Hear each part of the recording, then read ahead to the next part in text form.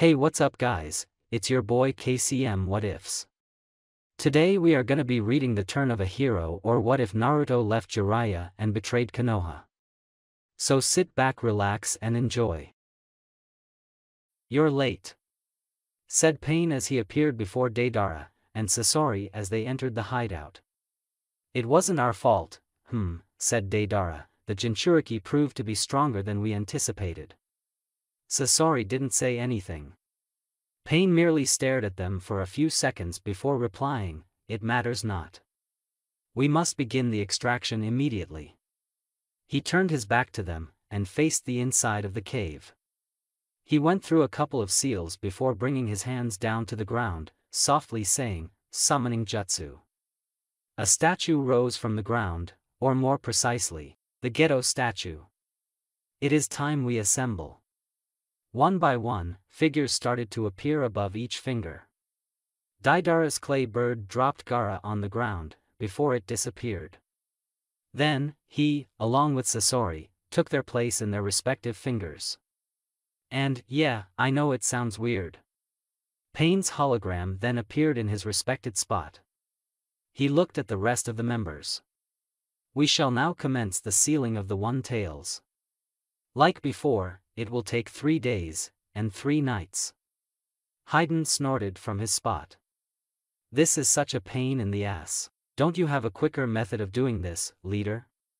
He said Pain's title with so much sarcasm, anyone could have detected it. No one knew how Haydn got away with so much disrespect, but they weren't about to question it. Pain glanced at his direction. "You should be grateful that it isn't longer than it is. This is the fastest way possible, so deal with it." "Yeah, but if Orochimaru were still here, it wouldn't take this long," said Kisame from his spot. He was still a little irritated that he wasn't able to kill any of the Konoha shinobi, especially the Beast one. But he knew he would have more chances, so he didn't dwell on it too much. "True. But since he's not, this is the best we can hope for. Now, no more questions. We need to start immediately." He then looked at Zetsu. "Have your real body stand guard and make sure no one sneaks up on us. Have the one with the longest range do it." "Understood." He then turned his attention to everyone else. "Keep your real bodies in check as well. It wouldn't be good if you were suddenly ambushed." The others nodded. Pain nodded to himself, content. "Then let's begin." Naruto had learned to keep his emotions in check during his training. It wouldn't be good if an enemy could rile him up. He would be an easy target, no matter how much training, or how strong he got. That was something Kurama had drilled into him. But right now, no matter how much he tried, not that he was trying too much, he couldn't but let all his anger out. Why do you ask? Because the person who was responsible for his fucked up life was standing right in front of him. The Yondaime Hokage, Namikaze Minato, stared at his son sadly. He knew everything that had happened. He had seen what his son had done, and what he was planning on doing. Some part of him couldn't blame him, but it was overruled by his Hokage side. He wouldn't allow his village to be in danger, even from his own son. "Naruto," he began to say, "I'm..." Whatever he was going to say was cut off as he was punched straight in the face, sending him back all the way to the cage, his back impacting hard with it. It was thanks to his shinobi instincts that he had built during the war that he was able to jump out of the way as a claw pierced through between the bars, despite the pain he felt. As he landed, he looked at Naruto, who was the one responsible for the punch. Instead of his natural blue eyes, the Kyuubi's ruby eyes stared back at him, filled with hatred and malice. Naruto was shaking in anger. All he wanted to do was to tear the Yondaime in pieces. He wouldn't acknowledge that he was his father. He lost that privilege the moment he sealed Kyuubi into him. Dark Naruto wasn't faring so well either. He could feel his power growing. He had never felt so strong in his life. But he wasn't paying much attention to that fact. He, as well as Naruto, only had one thing on their mind: to kill the person right in front of them. As for Kurama, he was sharing the same thought process as the first two, except more graphic. Yondaime. He began, come here so that I can rip you to shreds. Minato looked back at him. In that case, I'll stay away. He then turned his attention back to Naruto. Yondaime Hokage. He said in a deadly tone, I'm honored to have been graced by your presence. May I ask how you're here? Minato looked down, before explaining. I placed some of my chakra in the seal formula, so that I would appear if 8 tails of the Kyuubi's power ever broke out of the seal, or if the Kyuubi ever manipulated you to break the seal. He then looked back at Kurama again. I don't know how you did it, but I won't let you poison my son with your lies anymore. Kurama just roared at him in anger, angry because he couldn't do anything to him. Naruto then started to chuckle, but it was a chuckle that matched his counterpart's earlier one full of malice. Lies, he said. He looked at Minato with Kurama's ruby ones. You got it wrong, father. He spat out the title with a lot of disgust, making Minato flinch. The only lies I have been told have come from that hell hole of a village, he screamed. Son, you don't understand. He said, trying to ease his son's anger. Understand what? Why were we used as scapegoats for something we never had control of, screamed Dark Naruto in anger. And don't you dare call me son, continued Naruto. As far as I'm concerned, you're just another Konoha shinobi who ruined not only my life, but betrayed my clan as well. Minato could not believe this was happening. He didn't think his son could ever become someone like this. He had thought he was going to choose a different path. I didn't know what else to do, he said. I thought this was the best solution to save the village. Naruto's anger increased. Of course, all you care about is that damn village, even putting it before your flesh and blood. Minato smiled sadly. That's what it means to be Hokage. I am sorry for everything that happened. I never wanted for you to suffer like that. Then, he turned serious, taking out his special Hiraishin kunai. But I won't allow you to destroy the village. Even if it kills my heart, I will stop you. Naruto just shook his head. To think you would go this far, no, I shouldn't be surprised after everything you already did. Minato said nothing. Dark Naruto suddenly stood next to Naruto, before they started to merge with each other. Well then, I guess we better get started. Let's hurry, we're almost at the rendezvous point, said Kakashi, as he and the rest of the retrieval team headed to their appointed location.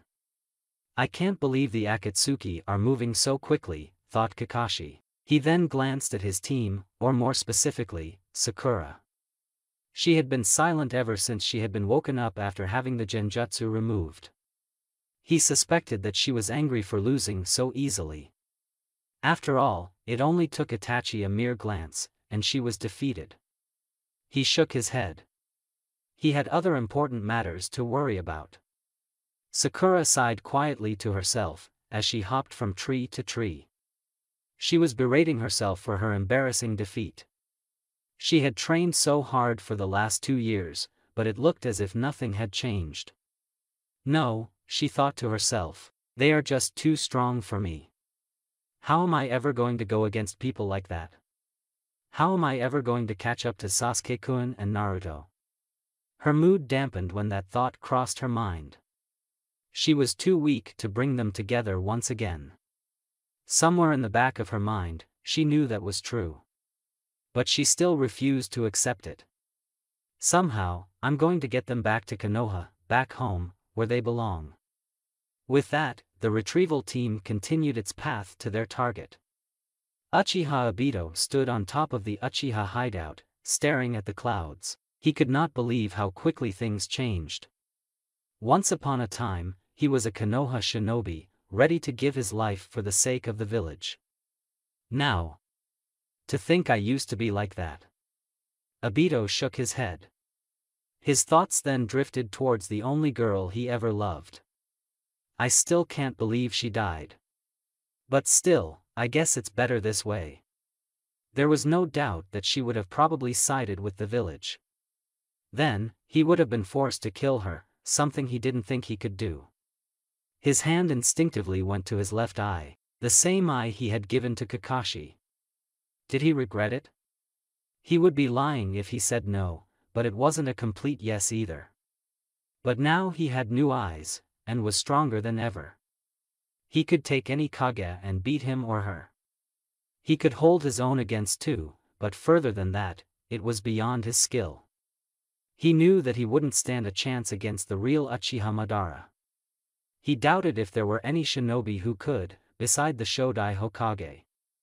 Except for the Uzumaki kid, now he had the Rinnegan, which would make him stronger than ever, and there was also the Kyuubi's chakra.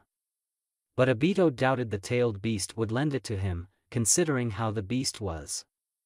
But then again, it would seem Kyuubi was content with where he was presently in, so there was a chance he might cooperate with the kid. But that is not my problem. Minato grunted in pain as he hit one of the sewer walls with a large impact, creating a crack in it. He disappeared in a yellow flash as a fist suddenly appeared.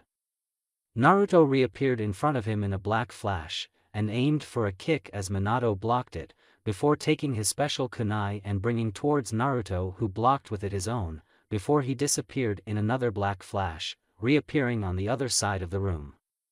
What is this? Thought Minato. He's as fast as I am. But how? I never knew he could be that fast. And he's not even using any type of seals. Kurama watched the fight seriously, already knowing what had happened. When they merged, Dark Naruto's abilities got transferred to Naruto as well. Which would mean Naruto can control darkness right now. This should be interesting. Now, which is faster, darkness or the Flash? Minato and Naruto suddenly went head-on against each other, before Minato disappeared in a yellow flash, and reappearing behind Naruto, a Rasengan in his hand. It's over, he thought sadly as he went in for the kill. Rasengan. As the technique was about to hit, Naruto disappeared, showing up below Minato, with a dark grin, and a dark Rasengan ready. Minato's eyes widened. Shit. Not fast enough to. He wasn't able to finish or react in time as Naruto's Rasengan hit him straight on his abdomen. Dark Rasengan. Minato screamed in pain as he hit the ceiling, blood coming out of the impact zone, as well as his mouth. Naruto looked up, before destroying the Hiraition seal that was on his back with his dark chakra. He stepped sideways as Minato fell, face first on the ground. Naruto looked at him, before picking him up by the throat. He held him there, and Minato felt more extreme pain as his windpipe was being crushed. I wish I could make you feel more pain, because believe me, this is nothing to what I have felt, said Naruto with his demonic voice full of hatred, as well as his eyes. Minato could do nothing, already knowing that he had lost. A part of him was proud, knowing that his son was already stronger than him while being so young, before it was replaced with sadness, already knowing what he was going to do with that power. Then, before anything else happened, the room was covered in a bright light. Once it died down, they all looked towards where it came from. Minato suddenly felt hope rise within him. He had forgotten that he had also done this, but now, there is some hope after all, he thought. Naruto just narrowed his eyes until they widened in shock. There was a person visible, and that person was none other than Uzumaki Kushina. Mikoto and her youngest son were walking throughout the hideout, trying to find where one Uzumaki Naruto was. Are you sure he's not going to go against us? Asked Sasuke, already knowing, or thinking that he knew, how the blonde felt about Konoha. Mikoto sighed. Yes, he is. He's not the same person you once knew, Sasuke. He wants to destroy Konoha for the same reason we do. Sasuke froze. What do you mean? Mikoto turned and faced him. His clan was also betrayed by Konoha.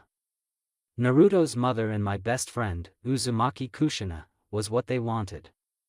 She arrived a few days before her homeland was attacked and destroyed.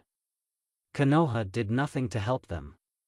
Hell, I wouldn't be surprised if they knew the attack was coming. But what would they want with her? Asked Sasuke with curiosity. She had special chakra, even among the Uzumaki clan. Hence the reason she was chosen to be the next Jinchuriki for the Kyuubi. Sasuke's eyes widened at that, but didn't say anything, instead listened to the rest. Konoha figured that they could just recreate the clan in the village, and they were going to get a powerful weapon as well, so it was a win-win situation for them, said Mikoto with anger. Kushina didn't know this however, so she became loyal to Konoha, and afterwards she fell in love with Namikaze Minato, the future Yondaime, and they had Naruto. Sasuke's eyes widened further at that. To think Naruto was also the son of Yondaime. That is as far as I'm going to tell you. You want to know more? Asked Naruto. Sasuke nodded. But unknown to them, one ni Yujito had heard everything. Stealth was her best skill, which is why she was the best assassin in all of Kyumo, after all. She then reappeared in the room she currently picked to stay in while they waited on what to do next. Her eyes were widened at the information she just learned. To think he's... Yes, that is surprising, but that only makes him more desirable. Aren't I right, Yujito-chan? Said Nibi from within her mind, purring. Yujito's eyes twitched in anger. Is that the only thing you think about? Sex. That's all that matters, was the response she got. Yujito shook her head, before she became serious. The Raikage needs to know about this. Naruto, for the second time could not believe his eyes. His grip on Minato loosened, but Minato was too injured to try anything. The only thing he could count on was that Kushina could manage to make Naruto's anger disappear. What he didn't know was that if Kushina found out that Konoha didn't even lift a finger to help her clan, oh boy. Kushina's eyes opened before she looked around. The last thing she remembered was pleading to Minato to not seal the Kyuubi within their newborn son, when her eyes widened. She needed to find her son. But where was she? As she scanned the room, her eyes landed on two similar-looking blondes, except one had blue eyes, while the other one had red ruby eyes, almost crimson, and that he had 3 whisker marks in each cheek. Her eyes widened when she took that detail in. The only person to have whiskers and blonde hair was her baby boy. But wait a second, what the hell was going on? She then recognized the other blonde as Minato. But it seemed as if he was being choked by their son. "Kk Kuashina," said Minato, barely. At the sound of his voice, Naruto's grip around his throat tightened again, making Minato puke out more blood. Kushina was even more confused now. Just how did this happen? What's going on here? She asked. Naruto turned his attention towards her, but still kept his tight grip on Minato's throat. He had to say, he had one hot mother. Her long red hair, which just like Mikoto, reached all the way towards her ass, which he could tell was nice and round, and had a nice body as well with just the right curves, even if what she was wearing wasn't sexy. Her looks alone made it look sexy. And that's saying something. "Mom," said Naruto in a whispered tone, but in the silenced room as well as the sewer walls bouncing the sound of his voice, it was audible. "Is that really you?" Kushina nodded happily, glad to see her son. Then she remembered that Minato told her he was going to seal her soul to help Naruto battle Kyuubi. But it didn't seem that was happening. Then why was she out here? She then took notice of Minato and the state he was in. "Just what is going on here?" she asked once again, shock evident in her beautiful face. "It's complicated," answered Naruto, not sure what to say. "Kushina, never thought I would see you again," said Kurama with a grin. Kushina looked at Kyuubi, but turned her attention back to her son. "I want to know everything." Jiraiya looked dead serious at the information he had just received. It would seem 2 individuals had also been asking about Naruto. At first he thought it was Akatsuki, but under the description he had gotten, one was female, and the other was male. Now, he didn't know of any female members in Akatsuki, but that didn't mean there weren't any, but apparently they weren't wearing the standard Akatsuki uniform. He didn't get any faces as it seemed that they were wearing black cloaks, and didn't show their faces to anyone. Jiraiya sighed as he ran a hand through his hair, as if things weren't bad enough already. His godson already had the Akatsuki after him, now he's got 2 more individuals to worry about. As he walked through the streets, he decided to take a break. He entered a dango shop that looked to serve good food. He sat at one of the back tables, before thinking over everything that he knew. The Akatsuki hadn't captured Naruto yet, that much he was sure of, because they didn't know where he was. But it wouldn't stay away for long. It would only be a matter of time before they found him, and he didn't know if he had gotten any stronger. Jiraiya looked sad at that. Why would he leave, he thought sadly. If only he knew what the blonde was thinking, or where he was. Naruto, just what are you planning on doing? Welcome, sir. May I take your order? Asked a cute young waitress. Jiraiya smirked. Why, yes you may. Danzo paced around his room in one of his many root bases. Things were not going well as of late. First with the Kyuubi boy disappearing, his operatives being taken out by an unknown, and now the Ichibi would be in the grasp of the Akatsuki. That would be another tailed beast in their possession. They were progressing a lot faster than he anticipated. And if they captured the Kyuubi? Danzo clenched his hand that was holding his cane. There was no way he was going to lose something as powerful as the Kyuubi. He needed it for his plans. If only Sarutobi had let him train the boy. But it was too late for that.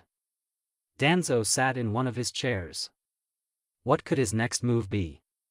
He needed to be careful.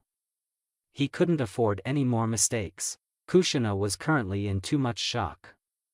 Why? Because she recently learned of everything that had happened, and more. She could not believe that the place she called home betrayed her like that. But not only her, but her entire clan. And of the life her son had lived. But in her mind, she knew it would happen. She was a Jinchuriki as well. She told Minato this would happen. Naruto just stared at his mother.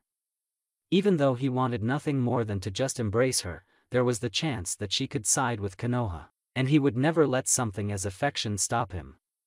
He had never had it in his entire life, and didn't need it now. No, the time for affections was well past. During his childhood, that's when he needed it. Not now. Not in the future. Minato's coughing brought them back to reality. Naruto narrowed his eyes in anger. It was time he finished him. But before that, a clone came out of the darkness. It made its way towards the cage and the seal before ripping it. The mechanism turned clockwise, and the gates opened. Kushina just looked on. "No," said Minato weakly. Why wasn't Kushina doing something? Kurama grinned as he made his way out of the cage. Minato stared at him, fear evident in his eyes. Well, Kurama. You also wanted a piece of him. I'm already tired of this. Kurama just nodded. Naruto threw Minato towards him, and the last thing he saw was big white teeth. While Kurama was enjoying playing with his food, Naruto faced his mother, and walked towards her. He stopped when he was right in front of her. So this is who I am. My goal is to destroy Konoha. I won't rest till everyone in that village is dead. So, what do you say, Kaa-san, are you going to join me? Said Naruto as he extended his hand. Kushina looked at his hand, before staring at him. Konoha was my home.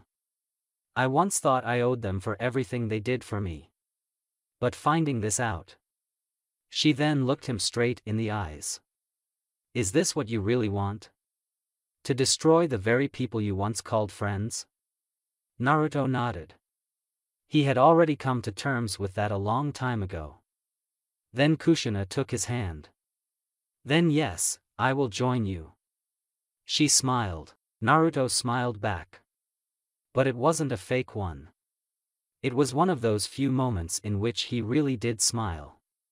Kushina embraced him. Softly she said, Naruto, no matter what, remember that I love you. More than anything in the world. These are the last of them, Tsunade-sama, said Shizune as she brought a relatively small stack of paper. Now you might be wondering if this was the usual paperwork that caused all Kages to hate the job. If it were any other given day, or probably week, you would have been right. But not today. Thank you, Shizune, responded Tsunade as she scanned through the book that was currently in her hand. It looked old, and worn out, which was no surprise considering how old it was.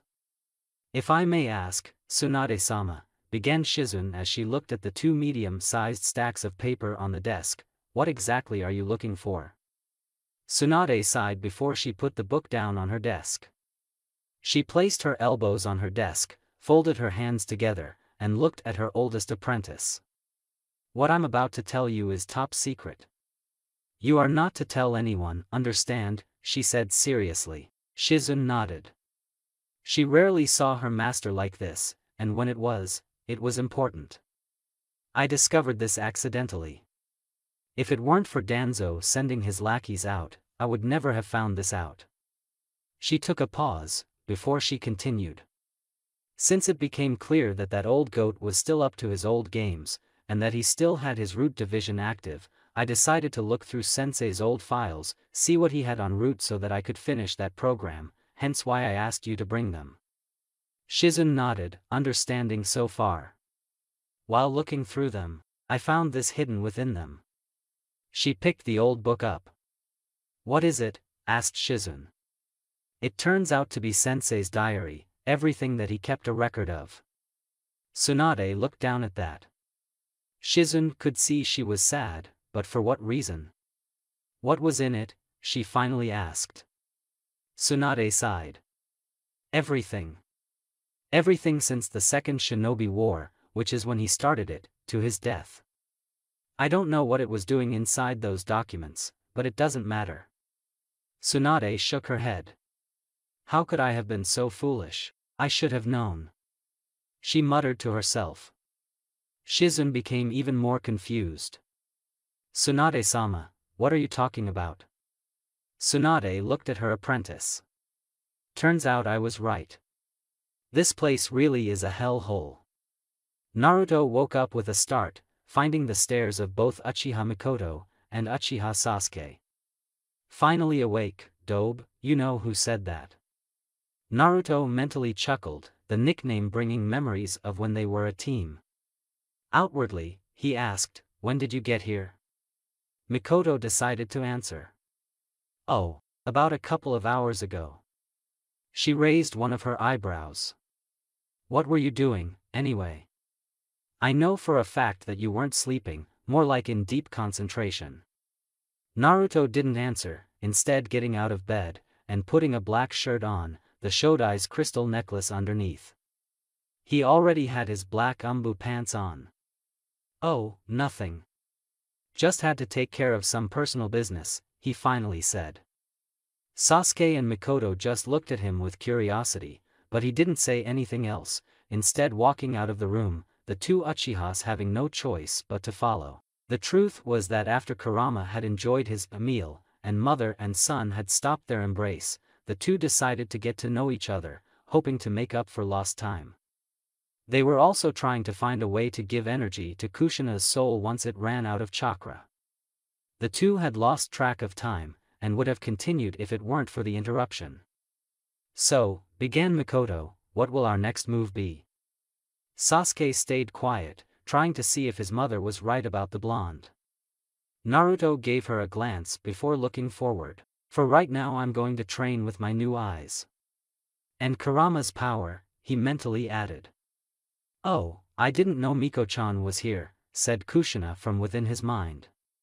And, oh my, she doesn't look any older than the last time I saw her.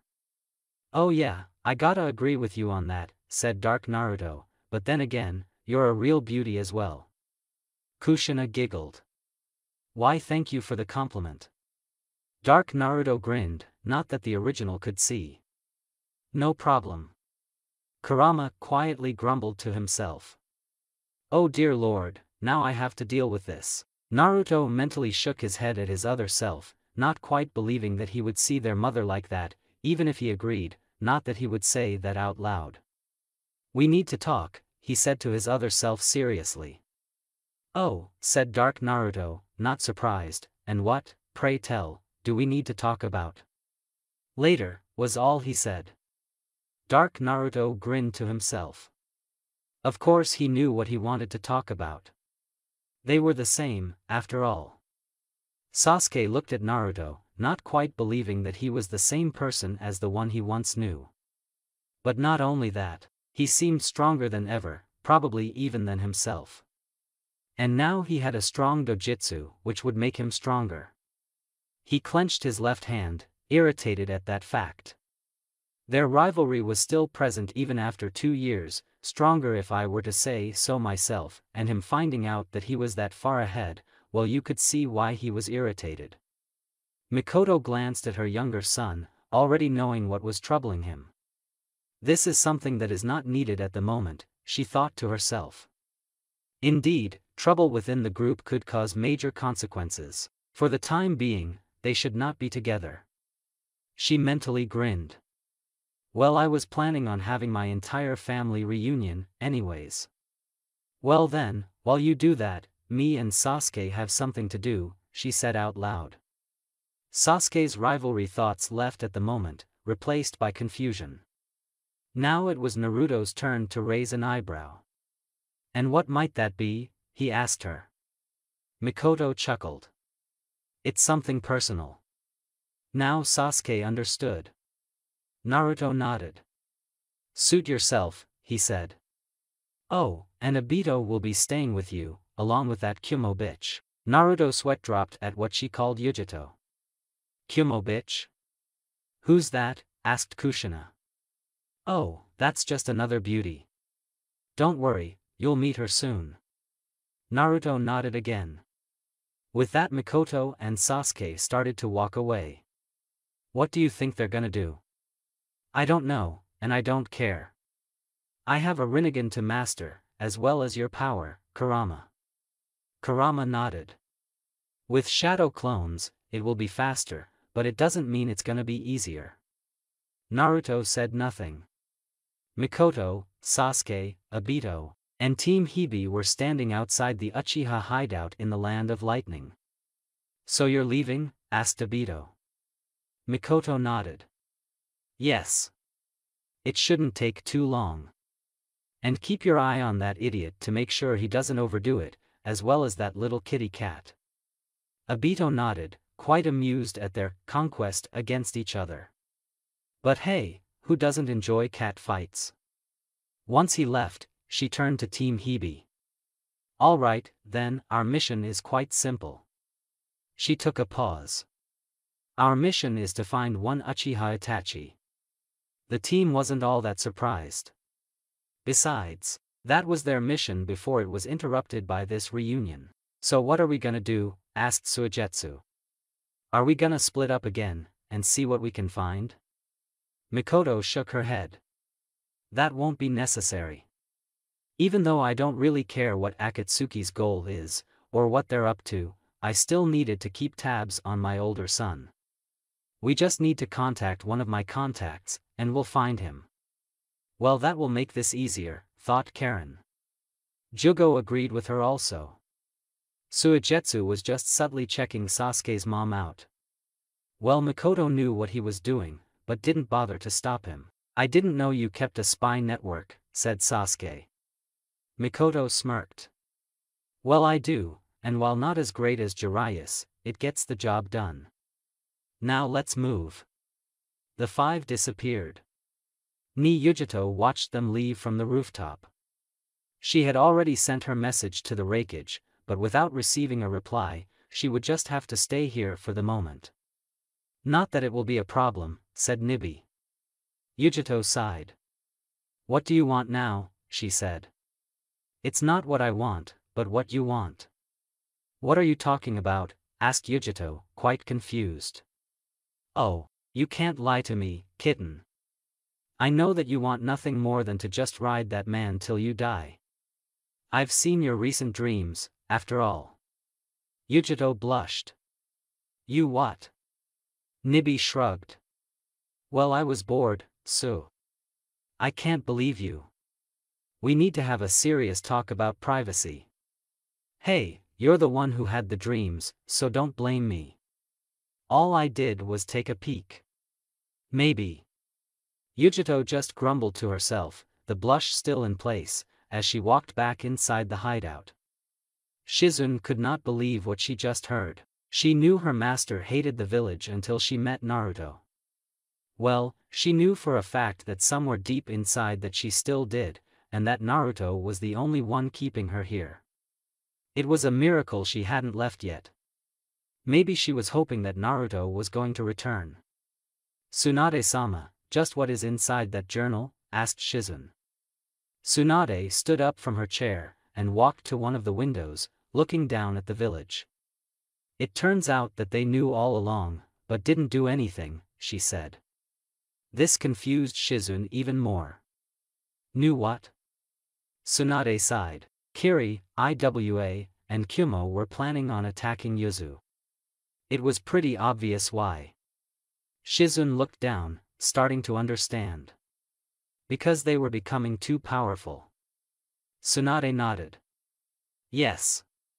They feared that they would become strong enough to take all of them out, and with their alliance, Konoha would benefit. Hell, Konoha was already benefiting. But that's not the point. It seems that a few days before the attack was to commence, one Konoha spy in Kiri learned of the information, and sent it back here as soon as possible. At first they were contemplating on whether or not to help them. She chuckled, except that it was dead. To think that they were contemplating instead of immediately helping them. Selfish bastards, all of them. She shook her head. In the end, they decided it was too risky and didn't do anything. It was shortly after the Second Shinobi War, so they didn't want to lose any more resources. Besides, they already had what they wanted. Shizune's head went up. Which was what? Kushina, of course. Even though her back was turned, Tsunade could see the confusion on her apprentice's face. She had arrived a few days prior, as scheduled, as she was to be made the second Jinchuriki of the Kyubi. With her, they already had a powerful weapon in their hands. Apparently they were also scared of the Uzumakis.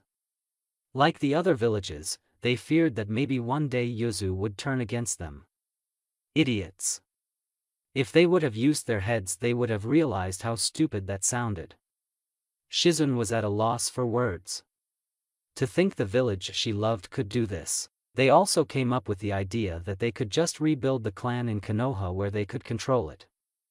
And Kushina was none the wiser. She became the second host as planned, and a good Konoha shinobi. It all made sense to Tsunade. Why her grandmother never allowed for her to be checked by her. She always had her suspicions but decided to never act on them. And the Sandaime went along with this? Asked Shizune. But of course.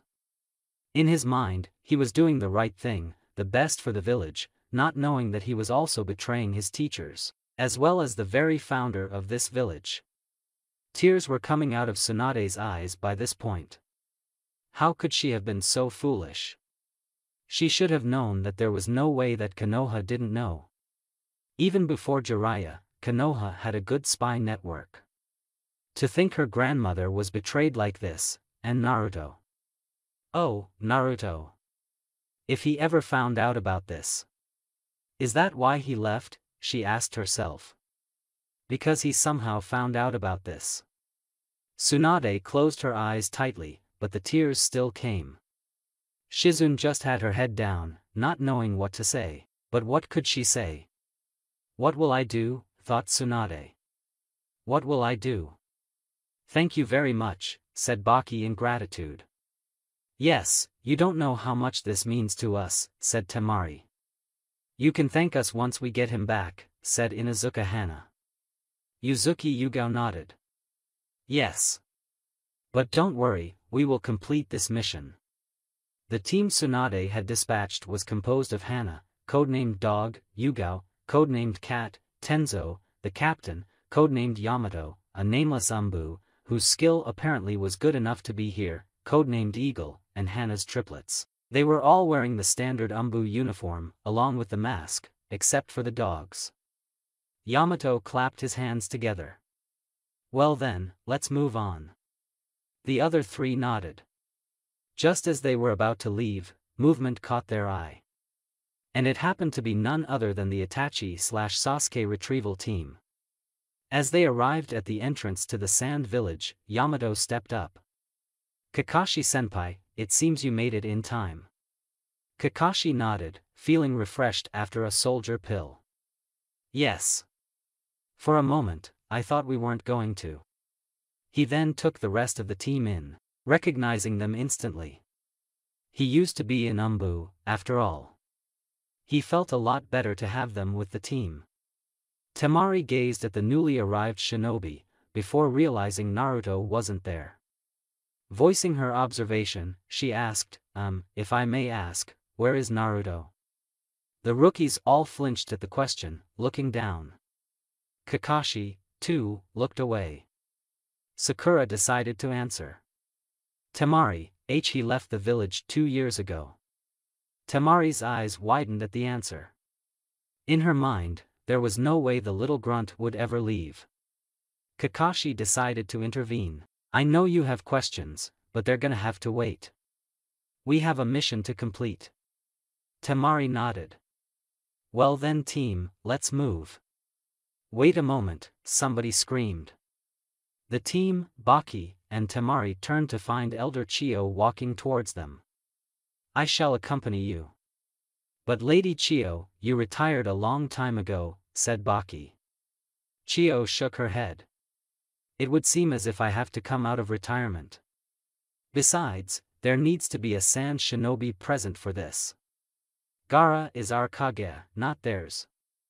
Baki just sighed, knowing he wasn't going to win. Kakashi just looked at her, and nodded before turning to the rest of the team. Let's go. As they left, Temari wished she could go with them, but knew she couldn't as she had a stupid border patrol mission ordered by those idiots in the council. One question came to her mind though: why would you leave, Uzumaki Naruto? Danzo could not keep the scowl out of his face. Are you sure, Fu? He asked one of his best subordinates. Yes, Danzo-sama. Danzo's hand on his cane almost broke it. Another mistake. Another fucking mistake. That Senju woman would now know everything. If only he had known that she was investigating, better if he had known where the Sandame's journal was. He never expected to be hidden in the open. What was that old fool thinking, he thought angrily. What could he do now? He didn't know what Tsunade would do. If she left. His visible eye widened. Yes. This could be his chance at last. If she left, he could become Hokage at last. He would find the Kyuubi, and bring it back to Konoha where it belonged. As well as the Uchiha. Then the clan would be recreated, under his control. The only problem was Akatsuki. But it didn't matter. As long as he had the Kyuubi, their plan wouldn't come to be achieved. Yes, thought Danzo, this could work to my advantage. Now Tsunade, all you have to do is run away like you did last time. Then, my time shall come. Everything was very silent within the Akatsuki hideout, except for the sound of the extraction of the Ichibi within Gaara. But Uchiha Itachi wasn't paying attention to that. No, he was too much in thought. He had a feeling in his gut that something messed up was going to happen. He didn't know why he had that feeling, just that it was there. But what could happen? There wasn't really anything that could shock him at this point. Well, except for Naruto. He had rightfully earned the title of the most unpredictable ninja, for sure. The blonde was an enigma, even to Itachi. But he knew sooner or later they were going to meet. The blonde was his target after all. We'll see if you have really gotten stronger. He subtly looked at the members. It wouldn't be long for casualties to occur. He was amazed no one had died yet, but it was going to happen, not to mention the fact that his time was running short. He was going to have to face Sasuke as well. But he was really interested in meeting Naruto once before that happened. Itachi mentally shook his head. It had been a while since he was interested in something. He cleared his head out of any thoughts. For the moment he had to keep up his cover. He didn't want to kill the boy, heck he didn't want to kill any of the Jinchuriki, but it was a sacrifice for the greater good. Just like he did that night 7 years ago. Naruto appeared within his mind once again. "What are you doing here?" asked Kushina. "I thought you were going to train." "I am," said Naruto, "but first I have to clear something with him." He gestured towards his counterpart who was leaning against the wall, his eyes closed. Dark Naruto smirked, before opening his eyes and looking at him. "So, what is it?" Kurama decided to just watch this unfold. "It's about time you and I clear this situation once and for all," said Naruto. "What situation?" asked Kushina, looking between the two. "Isn't it obvious?" said Dark Naruto, before he gave his full attention to his other self. "You've also felt it then?" It was more of a statement than a question. Naruto nodded. "Yes, I have. When we merged, I felt better than ever, even now." Dark Naruto smirked once again. "But of course. I'm the completion of your soul, and you are mine. When we connected, we became a whole, complete, making us one once again." Naruto took a step forward, as did Dark Naruto. "Then you want to do this as well?" "Of course I do. Once we do, things will be easier for me and you." They were face to face by this time. Dark Naruto placed his right hand on Naruto's left shoulder, his smirk still in place. "But just so you know, you screw up, and I will come back." He looked at Kushina over Naruto's shoulder, throwing her a wave with his free hand. "Be seeing you, babe." With that he disappeared, becoming one with Naruto once again. Naruto looked at his left hand, feeling complete once again. "Feeling better, huh, Naruto?" said Kurama. "Yes I do," answered Naruto quietly. Kushina placed a hand on his shoulder making him look at her. "While you were looking for a place to train, me and Kurama found a solution to the limited energy problem." Naruto looked relieved. He didn't want to lose his mother after just barely getting to know her. "And what was it?" "Quite simple really," said Kurama. "Don't know how we didn't think of this before, but all I have to do is lend her some of my chakra, which is just about a fraction of a tael, not that much really." Naruto raised an eyebrow. "That easily?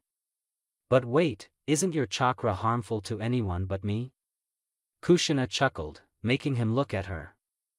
"Naruto-kun, remember that I was the Jinchuriki before you. My body, well my soul as well, is used to it." Naruto chuckled as well. "Sorry, guess I forgot." "What now?" asked Kurama, after a moment of silence. "Isn't it obvious?" said Naruto before he along with Kushina appeared on top of Kurama's head, one of Naruto's arms around Kushina's waist, making her blush lightly. It would seem Dark Naruto was still present after all. Naruto grinned. "It's time for the last of my training." "Are you sure we should go in one group, Kakashi-senpai?" asked Tenzo, aka Yamato. Kakashi looked back at him as he hopped from tree to tree. The now dubbed Save Gaara team was now making its way towards the Akatsuki hideout, thanks to Pakken who had discovered it earlier. "What makes you think we should split up?" he asked back. Yamato looked straight ahead. "We are a big group, senpai. The enemy will have an easier time finding us thanks to our numbers." Yugao, aka Kat, agreed with him also. "He's right, senpai," she said. "It would be better if we were not to have any confrontation with the enemy till we reach the enemy's location." Kakashi sighed. While he agreed with them in part, the plan also presented other problems. "Well, you're right, there's something else we need to keep in mind." The two, including Hana, aka Dog, as well as the other nameless Umbu, aka Eagle, listened closely. "Even if we split up into smaller groups, there's still the chance that they will detect us. Then we, who are split up, will have a smaller chance of defeating the enemy. This is Akatsuki we're talking about. Its members include people like Uchiha Itachi, probably stronger than him. If we stick together, we have a more likely chance of taking them out. Teamwork is important after all. He gave them all his famous eye smile. All right then. Kat nodded. She should have expected this. She was once under his command. Kakashi was all for teamwork. Guy, Kurenai, and Asuma joined the conversation as well. Kakashi is right, said Guy, we will have a stronger chance this way. Dog sighed. Even if she didn't show it, she was worried about this mission. It was Akatsuki they were dealing with. Not to mention the fact that her little brother was here as well. There was no doubt that he wasn't strong enough to take any of the members of that organization. She would have to keep a close eye on him. Shinobi were not meant to feel any emotions, that much was true. But no matter how much you may try, they always appear. She sighed once again, before she shook her head. She needed to stay focused. On the front, the rookies were having their own thoughts. They were gonna face a strong opponent, but they were gonna try their best. And who knows? Maybe they'll get some clues as to where Naruto was. He is a target of the Akatsuki. No one saw the figure coming out of one of the trees. We have company, said Zetsu. The leader, or Pain, looked at him. Already? Well, that was a little earlier than expected, but expected nonetheless. He looked around all the members, trying to see who was best suited. Now, who to send? If I may, started Zetsu, except this time his voice was different from before, it would be better if 2 members went. The other members looked at him questionably. And why is that, asked Deidara. It would appear that there are quite a few of them, answered Zetsu, so it would be safer this way. Enough, said Pain, now, who shall go? Me, said Haydn, his eyes having a crazy look on them, I should be the one to go. They will all make good sacrifices. I suggest that Itachi and Kisame go. Haydn looked down at that. Pain nodded. It is decided then. And we shall use that jutsu. He then looked at Itachi and Kisame. Make sure to only use 30% of your chakra.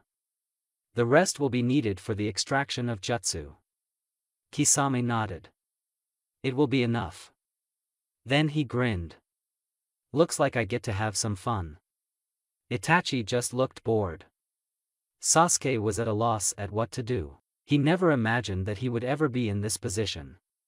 He never imagined all the things that happened to him in these last couple of days.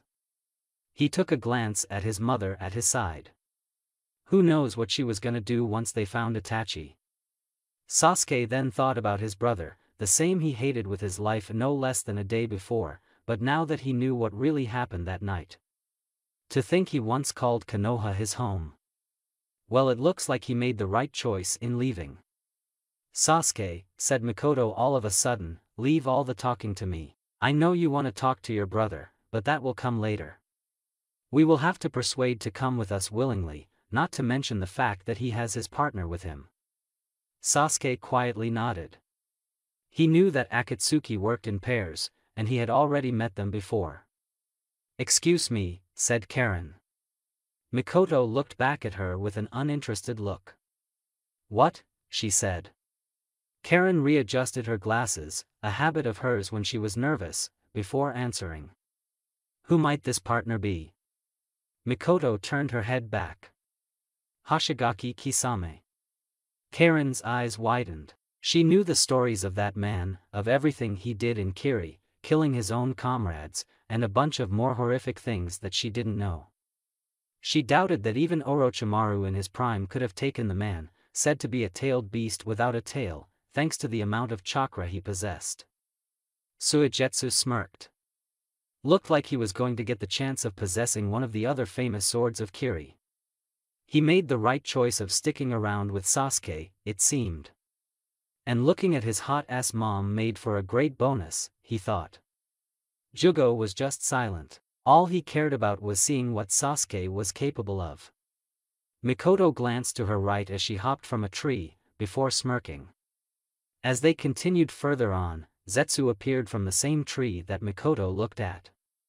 "This is unexpected," said the white half. "Indeed, but who's the woman?" "I don't know, but she had the Uchiha crest." The two halves went silent after that. "We have more company," said Black Zetsu. Pain opened his eyes, and looked at Deidara and Sasori. "You two didn't cover your tracks very well, did you?" he said. Deidara started to sweat. "Like I said, the Jinchuriki proved to be stronger than we expected, Sasori shook his head from his spot.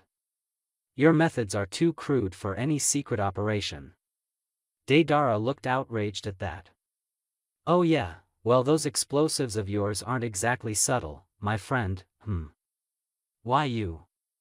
started Sasori. "No arguing amongst yourselves," interrupted Pain. "Now who to send this time?" "Me," said Haiden. "Now you have to send me." "There's more," said Black Zetsu. "They're not heading towards here." Once again, nobody said anything. "Where are they heading then?" asked Pain. "Towards Itachi's and Kisame's location." Pain narrowed his eyes. "That's unexpected. One of them is Uchiha Sasuke." He was interrupted. "That grunt is mine," screamed Deidara. "Deidara, this is no time for your personal vendetta," said Pain coldly, making him shut up. "Continue," Zetsu nodded. "Like I said, Uchiha Sasuke is one of them, as well as the team he created, but there is one more among them." He paused here. Pain looked on impatiently. "And that is?" he asked. "It looks to be a female Uchiha." Once more, nobody said anything. "This is troubling," Pain said, finally. "What shall we do?" asked Kakuzu, finally joining the conversation. Pain was silent for a few moments, before replying. "Kakuzu, you and Haiden shall go and stall them. Make sure they don't interrupt the ceiling." "Everybody stop," screamed Hana, sensing two smells she didn't recognize. The others complied, before their eyes widened at who they saw. Kisame chuckled. "Well, ain't this a surprise?" Itachi, once again, didn't say a word. He just looked at them quietly. "So soon," thought Kakashi, "which means the extraction has already begun." "So that's him," said Chio quietly, gazing at Itachi, "the boy who killed his entire clan." Kisame stepped forward, making the Konoha shinobi tense. He took Samahata off his back and pointed it at Guy once again. "You and I have unfinished business, beast," he said. Guy just looked confused. He really didn't know what he was talking about. Kakashi just removed his headband from his left eye, his Sharingan appearing. "Everyone get ready." Kisame went through a set of seals, smirking, and before anyone could stop him, his technique came. Water style, exploding water colliding wave. A mini sea appeared, making the Konoha shinobi disperse, lest they be hit by the coming water. Guy suddenly had to block a kick directed at his lower abdomen. He came face to face with Kisame's smirking face. "I told you, we have unfinished business." Kakashi, who landed at a nearby tree branch, looked at the mini-sea now present in the forest, before spotting Guy who was dogging Kisame's strikes from Samahata. Just as we were about to help him, his senses picked up danger from below. Fire style, great fireball. A huge fireball made his way towards him, making him in turn do the substitution jutsu. Itachi merely glanced at the burnt log, before dodging a sword strike from his left. As he jumped back, he gazed at the purple-haired Umbu, recognizing her instantly. "Kiba, let's go." "All right."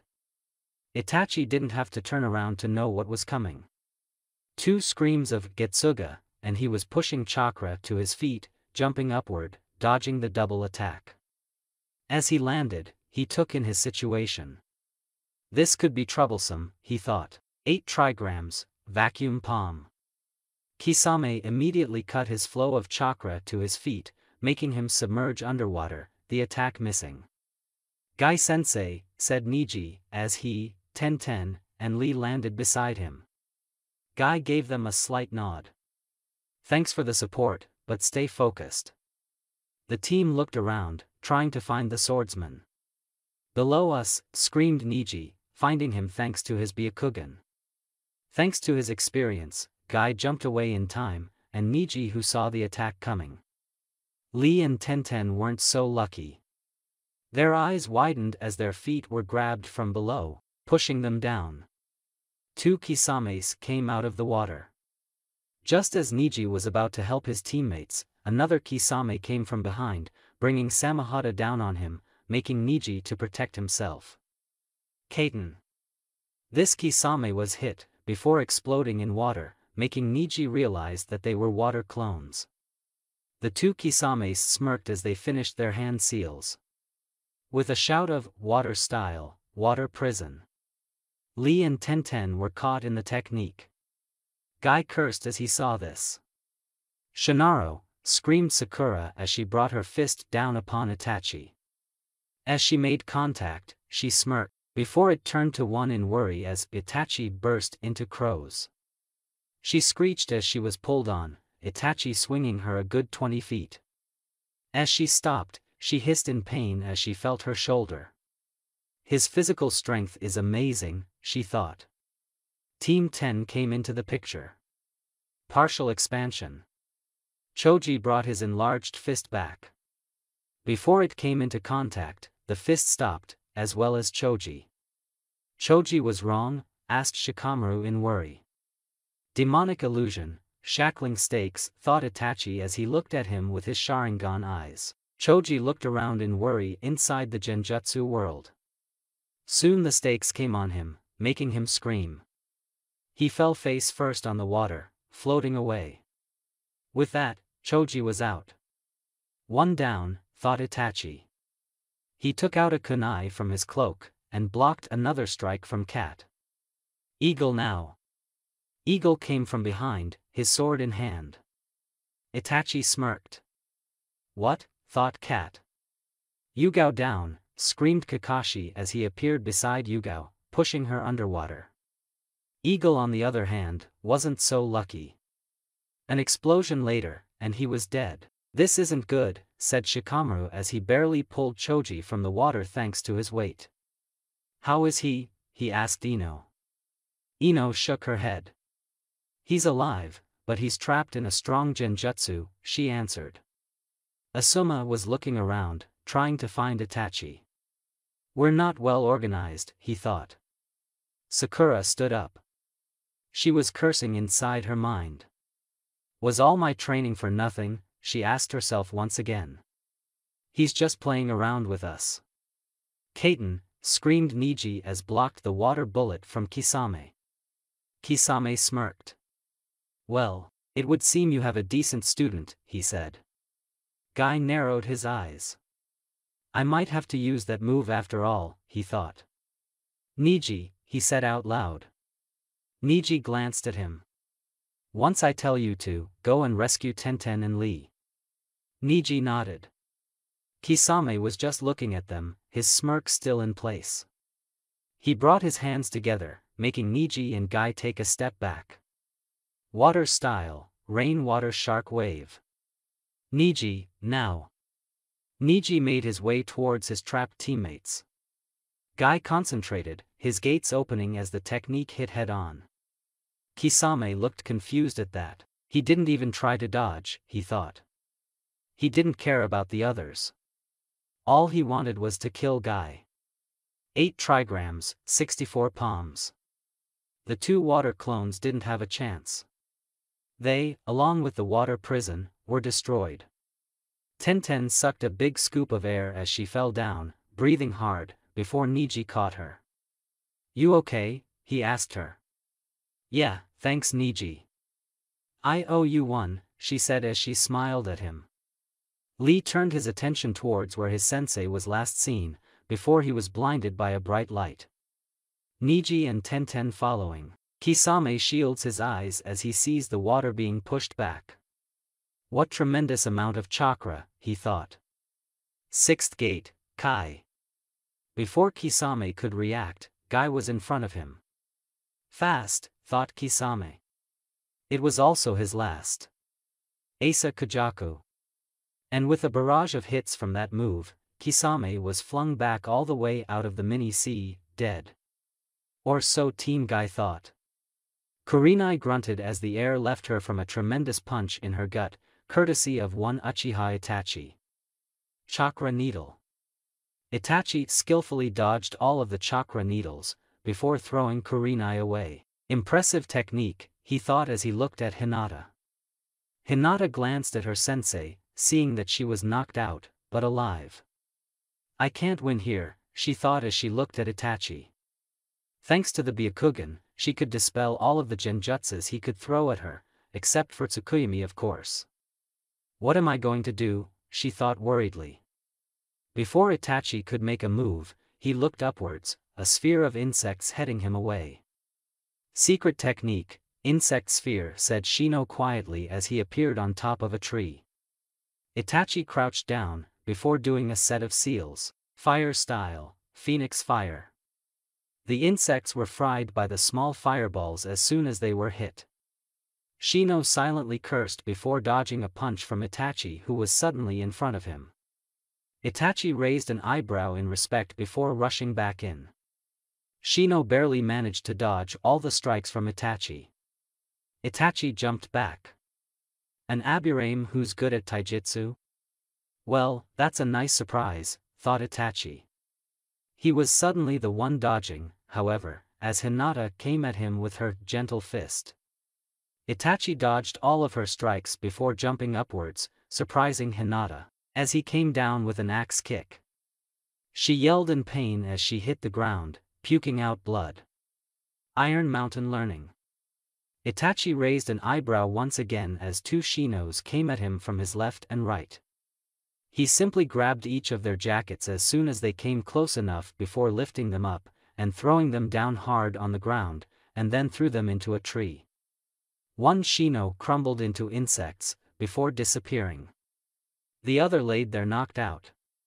You're late Kakashi, said Itachi as Kakashi, along with Kat, Chio, Yamato, Hana, and Kiba came running in. Kakashi looked at the downed shinobi before facing Itachi. Something's not right, thought Kakashi. Well then, said Itachi in an uncaring voice, hopefully you'll give me more of a challenge. I'll give you a challenge all right, screamed Kiba, who couldn't take it anymore. Kiba don't, screamed Hana. But it was too late. Both Kiba and Akamaru, who transformed into an exact replica of Kiba, went towards Itachi. Itachi just looked as bored as usual. Take this.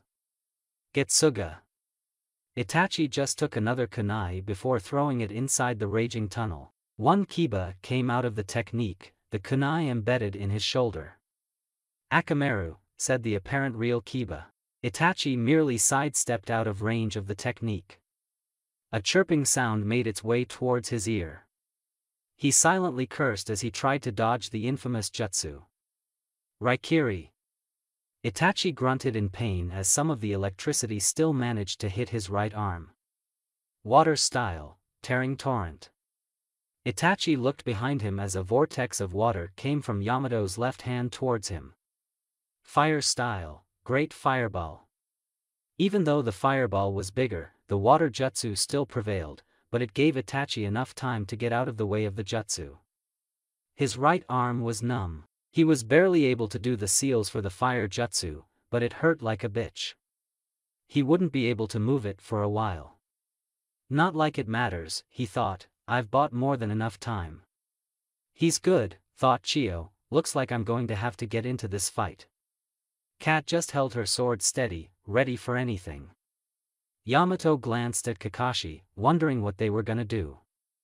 Hana looked at her younger brother who was holding an injured Akamaru. It was his fault for rushing in. Akamaru didn't have a choice but to follow its master, but that didn't mean she didn't feel sorry for him. Kakashi stared intently at Itachi's feet. He wasn't going to make the same mistake as 2 years ago. But then they took notice of the mini sea that was slightly behind them. They noticed the fact that it was evaporating at an alarming rate. So Kisame was defeated, reasoned Itachi. No more reason for me to stick around then. Well then, Kakashi, he said, making Kakashi turn his full attention to him once again, it would seem our encounter has reached its end. Till we meet again. After that Itachi fell to the ground on his back, shocking the others. But then his face started to crumble away, and it showed another face. Said Chiyo. Itachi slightly opened his eyes on his real body. So you're done also, said Kisame. Yes. But we've bought more than enough time. He closed his eyes once again, Kisame following. So you're finished, said Pain as he noticed their conscious return. Yes, said Kisame with a grin, they won't be here for a while. Pain nodded. Good. And be careful, it would seem that you have a company coming to your location. Oh, said Kisame, genuinely surprised, and who might that be? Even though he didn't show it, Itachi was also curious. Uchiha Sasuke. Kisame chuckled. That brat, eh? Should be fun. Itachi just had a bored look. But on the inside he was surprised that his little brother found him so quickly. And that's not all. Kisame raised an eyebrow. It would seem that there's an unknown female Uchiha accompanying him. This time Itachi's eyes widened. It seems we have hostiles, said Karen. Sasuke narrowed his eyes before activating his Sharingan. Mikoto smirked once again.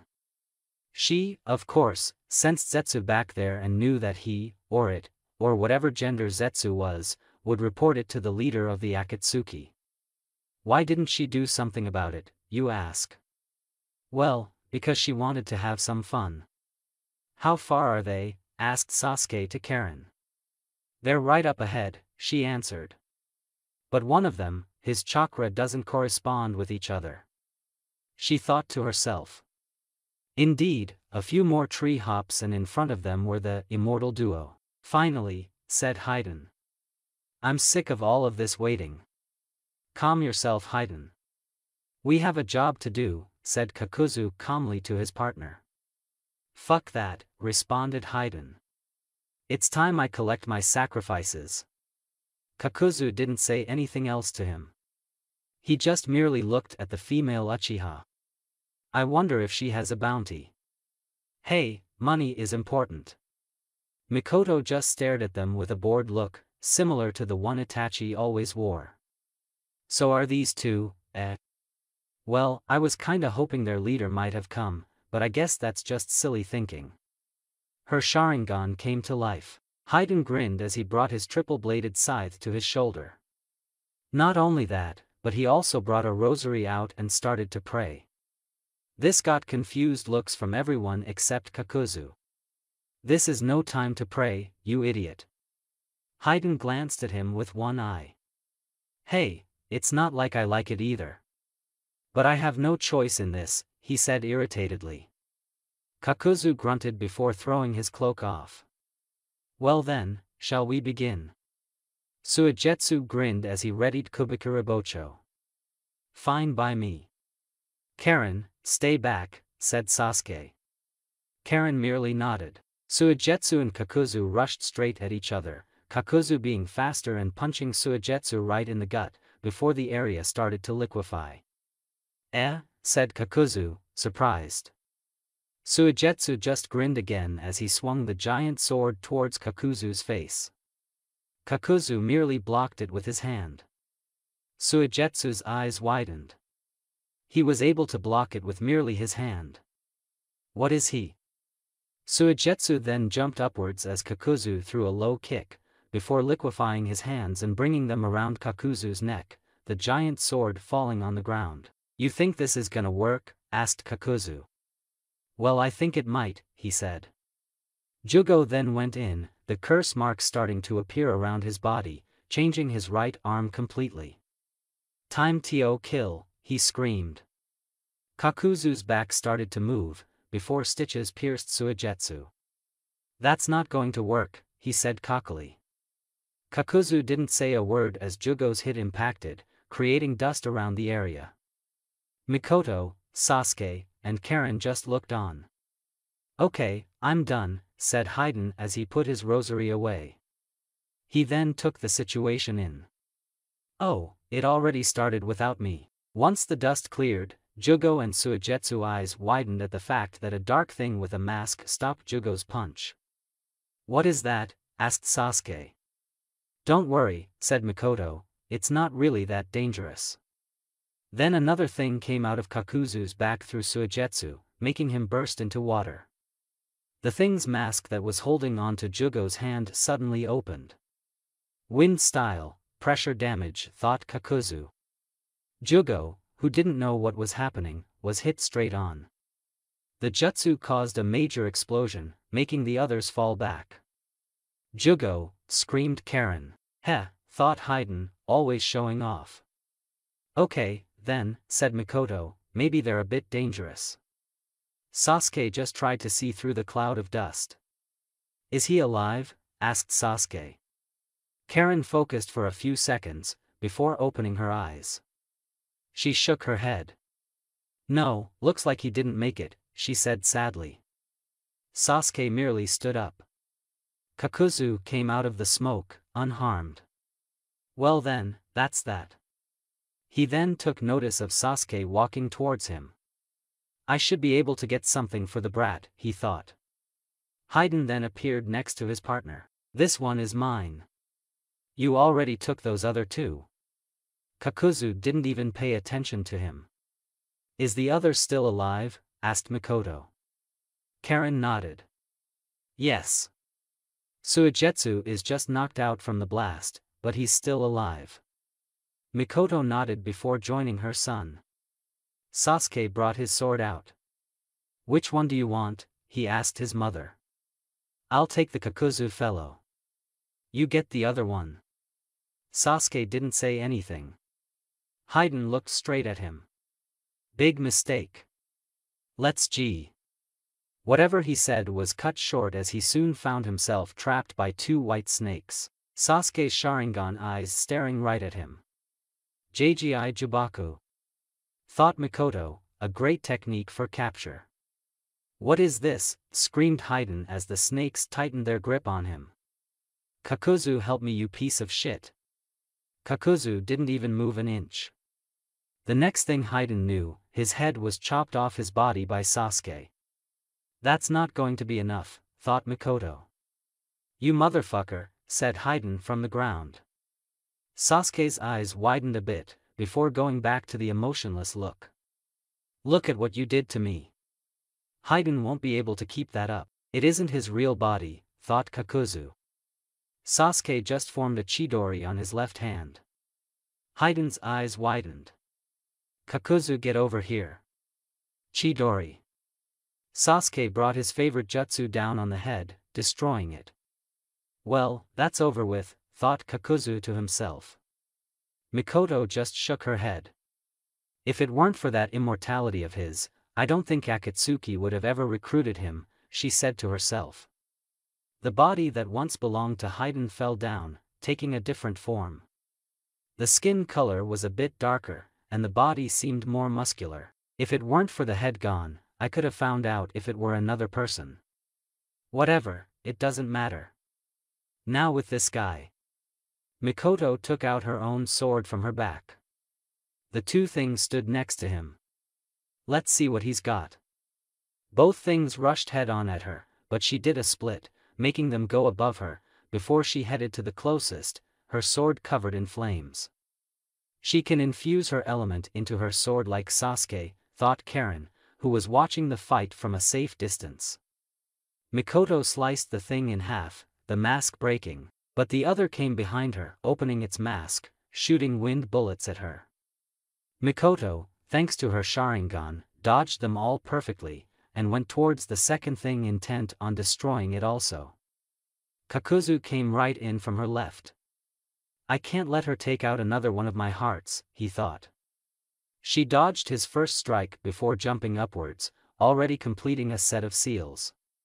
Fire style, great fireball. Shit, thought Kakuzu. Hopefully my earth spear will protect me from most of the damage. Mikoto landed a few feet away.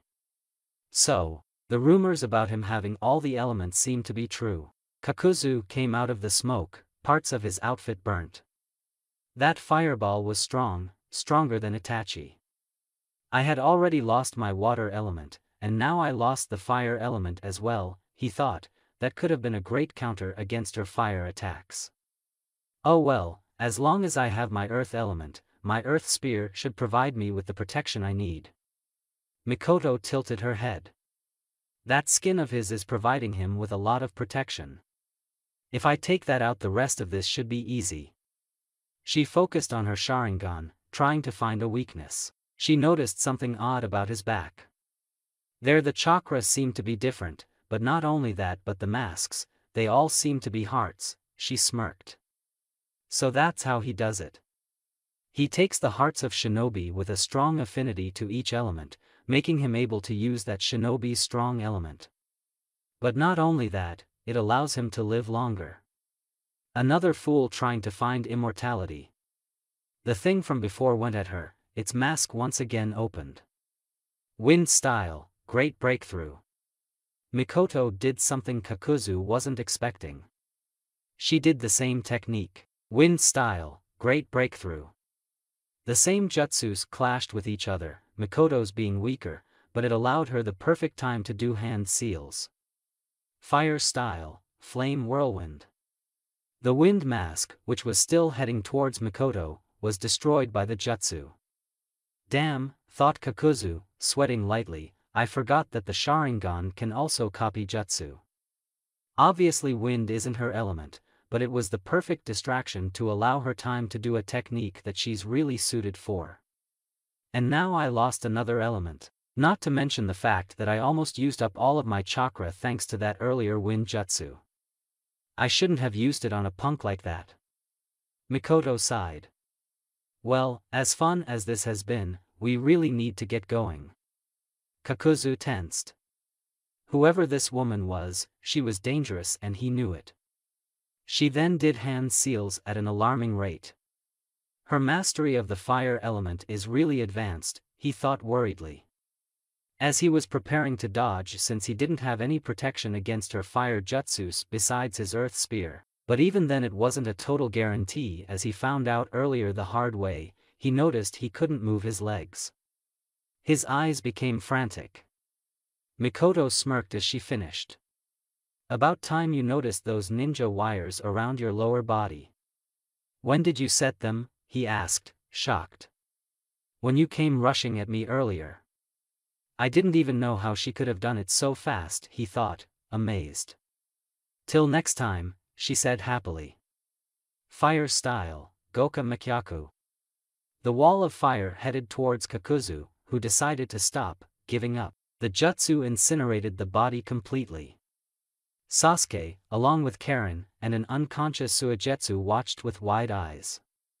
Well, Karen did, but Sasuke was still impressed nonetheless. Now if there was someone like her around for me, thought Sasuke before he shook his head with wide eyes and a blush. What the hell? Did I just think that? Mikoto looked back at them. Well then, let's get moving on. Well, did you succeed? Asked Pain. Kakuzu shook his head. She's beyond my level. Haiden snorted. You deserve that piece of shit. Leaving me like that. Kakuzu just ignored him. Well, how far are they from Itachi and Kisame's location? Not very far, answered Kakuzu. Pain looked troubled at that. The Konoha shinobi won't pose a problem for us, but this woman. He stopped there, but then looked at Itachi and Kisame. Stay on guard. She could be there any second. Don't worry, said Kisame. She won't be a pro. He was suddenly cut off as his digital image disappeared. Pain looked angered at this. Itachi, what's happening? Itachi's image quickly followed. It would seem they have been found, said Sasori. Pain just narrowed his eyes. "Shit!" screamed Kisame, as he dodged both a flamed sword, as well as an electrified one.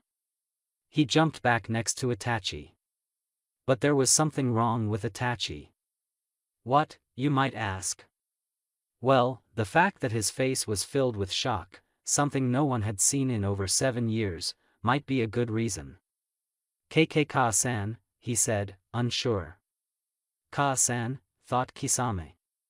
Mikoto smiled. "Well, it's nice seeing you again, Itachi-kun."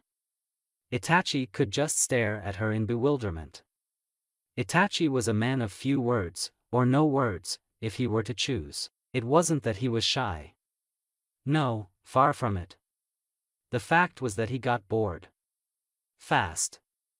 His attention span was not that big, so the second he lost interest, well, he just wanted to get away from whatever, or whomever it was, less of all talk. Kisame being the exception considering they were partners.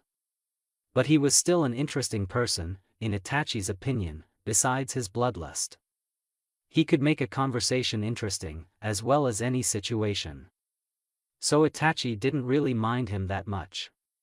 But right now, the reason he didn't say a word was not because of boredom, oh no, it was because of the shock.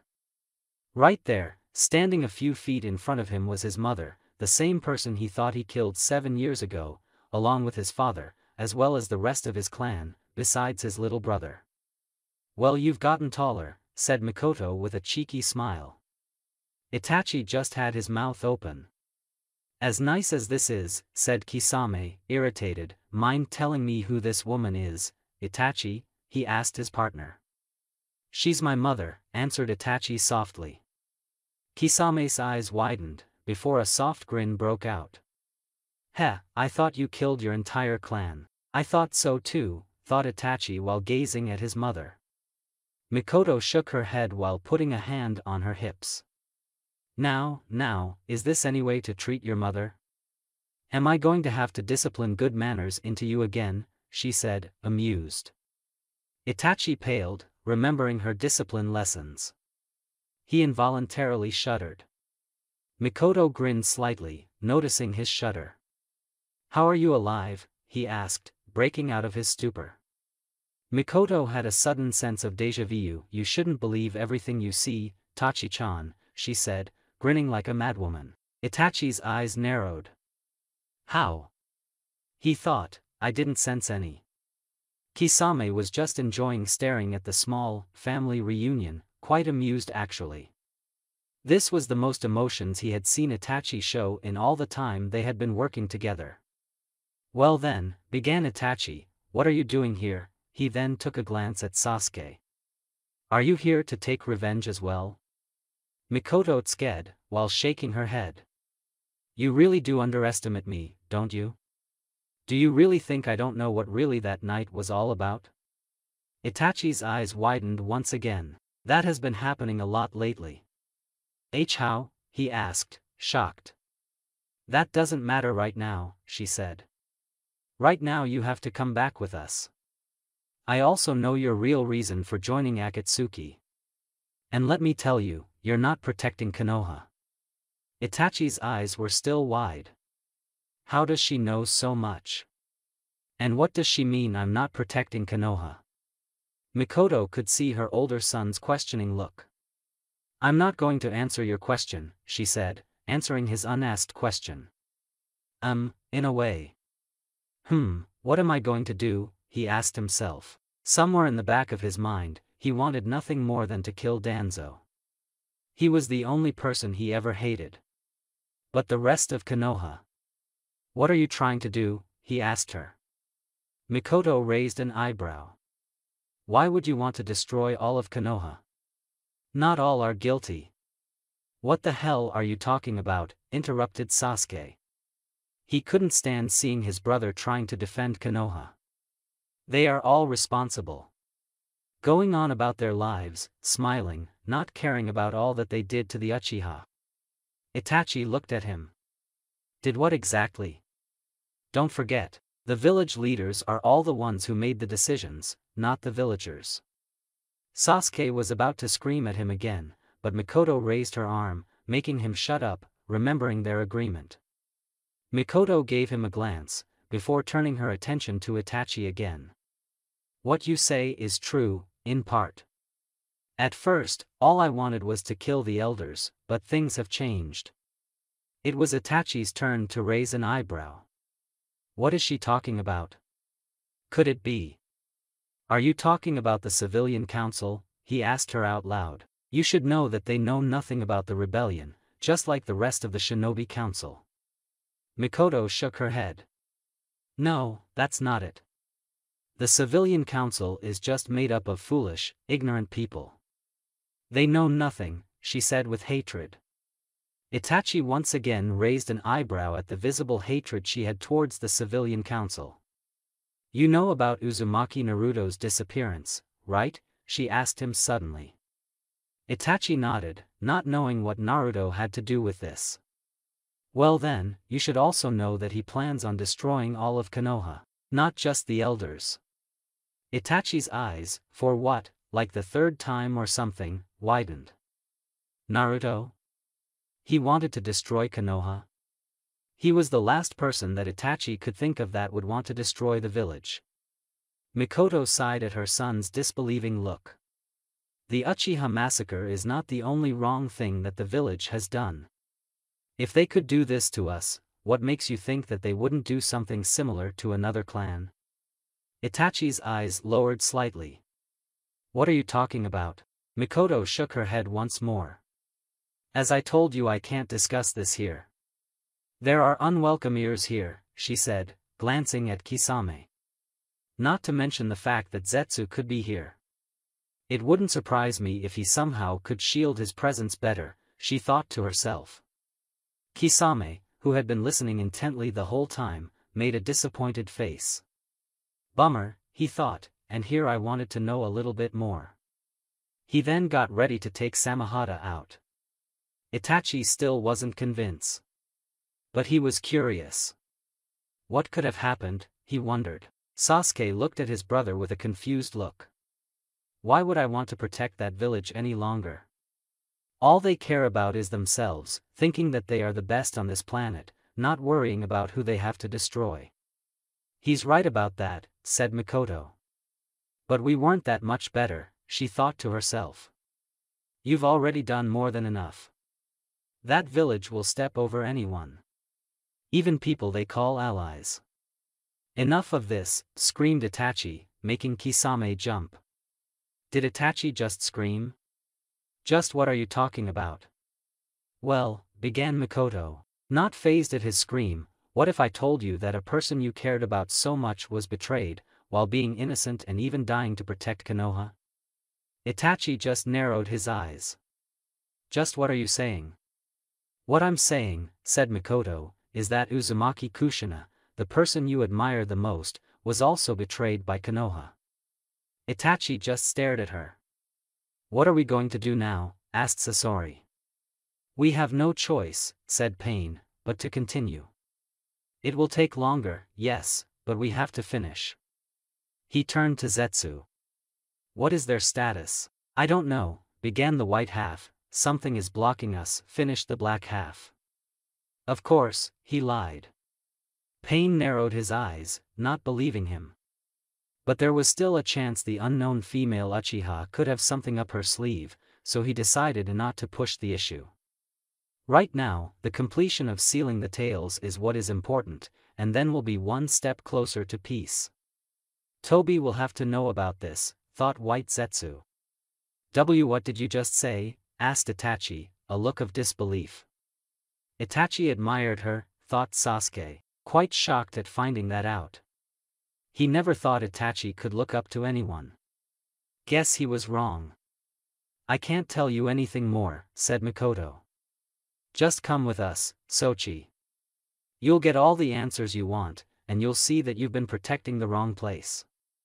Itachi was having an internal battle. Should he go?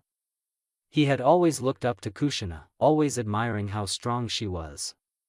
She was also always there for him during the Third Shinobi War, helping him overcome the things he saw, when his mother couldn't. She was like an older sister to him. He was deeply saddened when he heard she died. But of course her son lived. He, of course, also knew who the father was. Which is why he helped Naruto during his childhood, his mother doing the same, both in secret, but she never knew that he did it also. At least that's what he thought. He had a suspicion that she did, but that wasn't something to ponder right now. "So you're considering going?" asked Kisame, with an unreadable face. Itachi turned to look at him. "If he went with his mother." "If you go," started Kisame. "You know what I'm going to have to do," he said with an emotionless voice. Could she be telling the truth, he thought, taking a glance to try to read his mother's face. "I sense no deception. I have to take the chance then." He turned his attention back to Kisame. "And if she is lying, I won't be able to return to Akatsuki. But it doesn't matter. If Naruto-kun really wants to destroy Konoha, and since he's not in Konoha, Akatsuki has no business there. But, the truth is all that I care about right now." "Yes, I'm going," he finally answered. Kisame chuckled. "Well then, it was a pleasure working with you, Itachi-san," he said genuinely. Itachi smirked slightly. "Same here, Kisame." Suddenly Kisame was behind him, Samehada coming down upon him. Itachi turned into crows, making Kisame turn back, bringing Samehada with him. The sword clashed with a kunai, Itachi being the owner. "Still fast as ever, Itachi-san," said Kisame with a chuckle. Itachi didn't say a word. Instead his Sharingan changed. Mangekyo Sharingan. Blood oozed out of his right Mangekyo eye. Amaterasu. The black fire hit Kisame right on, who screamed in agony. "That's easy, though, Sasuke." Mikoto just stared at the fight. The Kisame being incinerated turned into a puddle of water. Another Kisame came from behind Itachi, ready to strike him with Samehada. The sword hit him dead in the middle, slicing him in half. Itachi just once again turned into crows. Fire style, great fireball. Water style, water bullet. Kisame turned around just in time to block the fire jutsu. The techniques clashed, but Itachi continued to hold his jutsu, overpowering the water technique. Kisame cursed as he did the next set of seals as quickly as he could, the fireball getting closer. Water style, water wall. Both techniques tried to push the other back. After a couple of seconds, it would seem the water wall would win. Itachi opened his right eye once more. Amaterasu. Kisame cursed again as his technique was burned. "So Amaterasu really does burn anything," thought Sasuke. "That does it," thought Kisame. He brought his hands together, going through another set of seals at an amazing speed. Itachi narrowed his eyes as he went at him. Water style, Bakusui Shoha.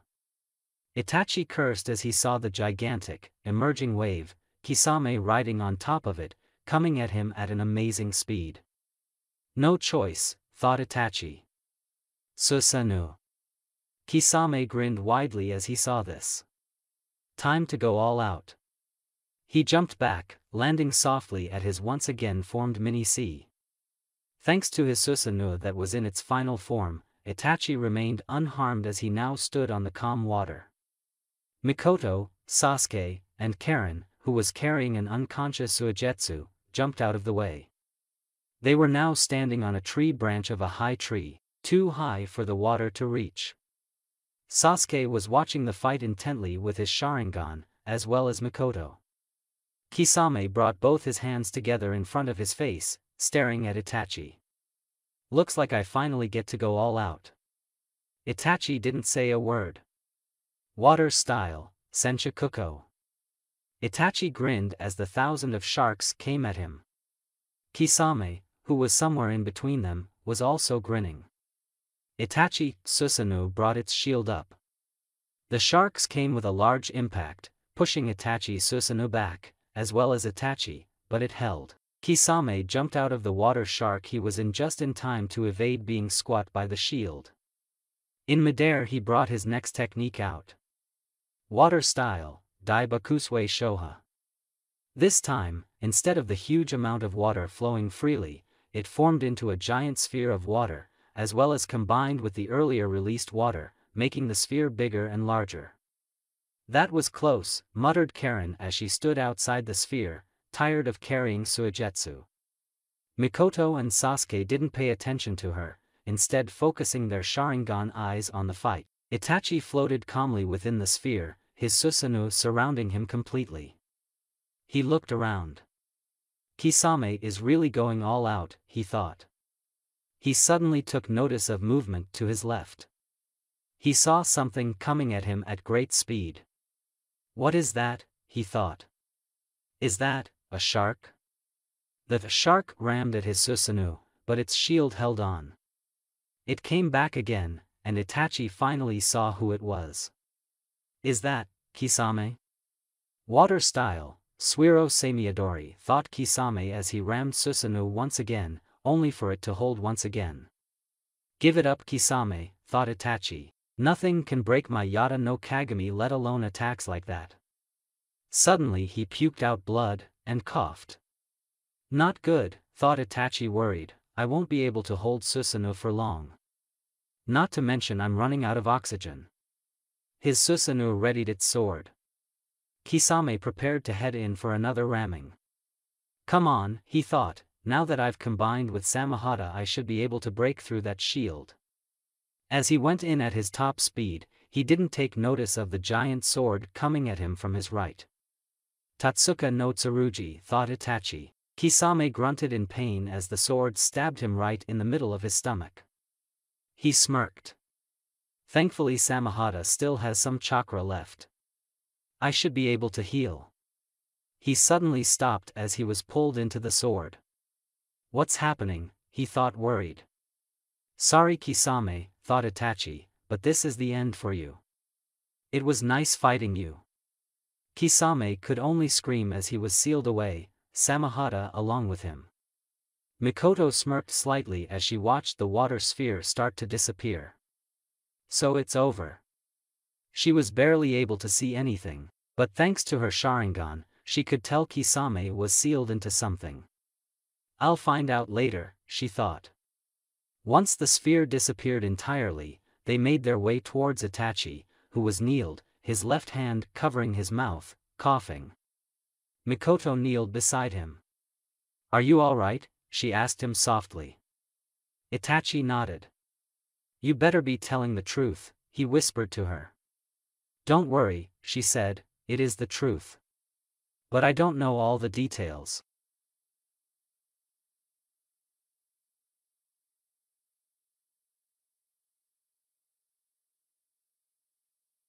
Itachi looked at her questionably. Naruto does, she answered his unasked question. Itachi nodded. Before standing up, Mikoto helped him. He then turned his gaze towards his little brother. I have some questions, he said, before walking away, but that will be for later. Itachi could only stare at his back. What now? Asked Karen. Now, began Mikoto, looking at her, it's time to go back. Kakashi stared at his battered team as they set up camp to rest. I wonder how long we have left, he thought. They could rest about 5 to 8 hours, top. After that, they needed to move again. They had discovered that the ones they fought before weren't the real Itachi and Kisame.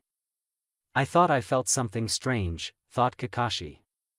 The fact that Itachi hadn't used any of his Mangekyo techniques was a big giveaway. At first he had thought it was because he didn't have to, which was partially true. But that fireball was the real deal. The Uchiha were the ones to create it, and it was one of their most favored jutsu. Just what kind of jutsu was that? He turned his gaze towards his last loyal student, Haruno Sakura. She had been silent after her encounter with Itachi. He already knew what she was feeling, and he could sympathize. He then turned to look towards the sun that was disappearing over the horizon. How things change, he reflected. When he took Team 7, he never expected things to go the way they did. Well, he could guess that Sasuke would take the path he did, but it didn't mean that he enjoyed it. He had always worked with him, hoping to change his mind about revenge, and in turn he neglected his other two students. And then one of those two students also leaves the village, except for unknown reasons. Just what are your plans, Naruto? He thought sadly. How he wished that he could go back in time to change all the wrong things he did about his team. I have failed you, sensei, thought Kakashi as a tear left his unsharingan eye. Are you sure this is accurate? Asked Jiraiya, his face completely serious. Yes, answered Shizune, who was wearing her standard shinobi uniform. Tsunade-sama got it straight from the Sandame's journal. After finding the truth out and explaining everything to Shizune, Tsunade sent her on a top-secret mission, which was to deliver the info to Jiraiya as soon as possible, as she didn't trust a carrier bird for this kind of information. Jiraiya sighed as he ran through his mind of everything that he just found out. He could never have imagined that his old sensei could have done what he did. But this was the shinobi world. Maybe it really is impossible for human beings to truly come together, he thought sadly. He then turned his attention to Shizune. What does Tsunade plan to do? If she left, it could cause more problems that weren't needed at the moment. At this, Shizune shifted nervously in her seat. Right now, she doesn't know what to do. She's really angry at the elders right now.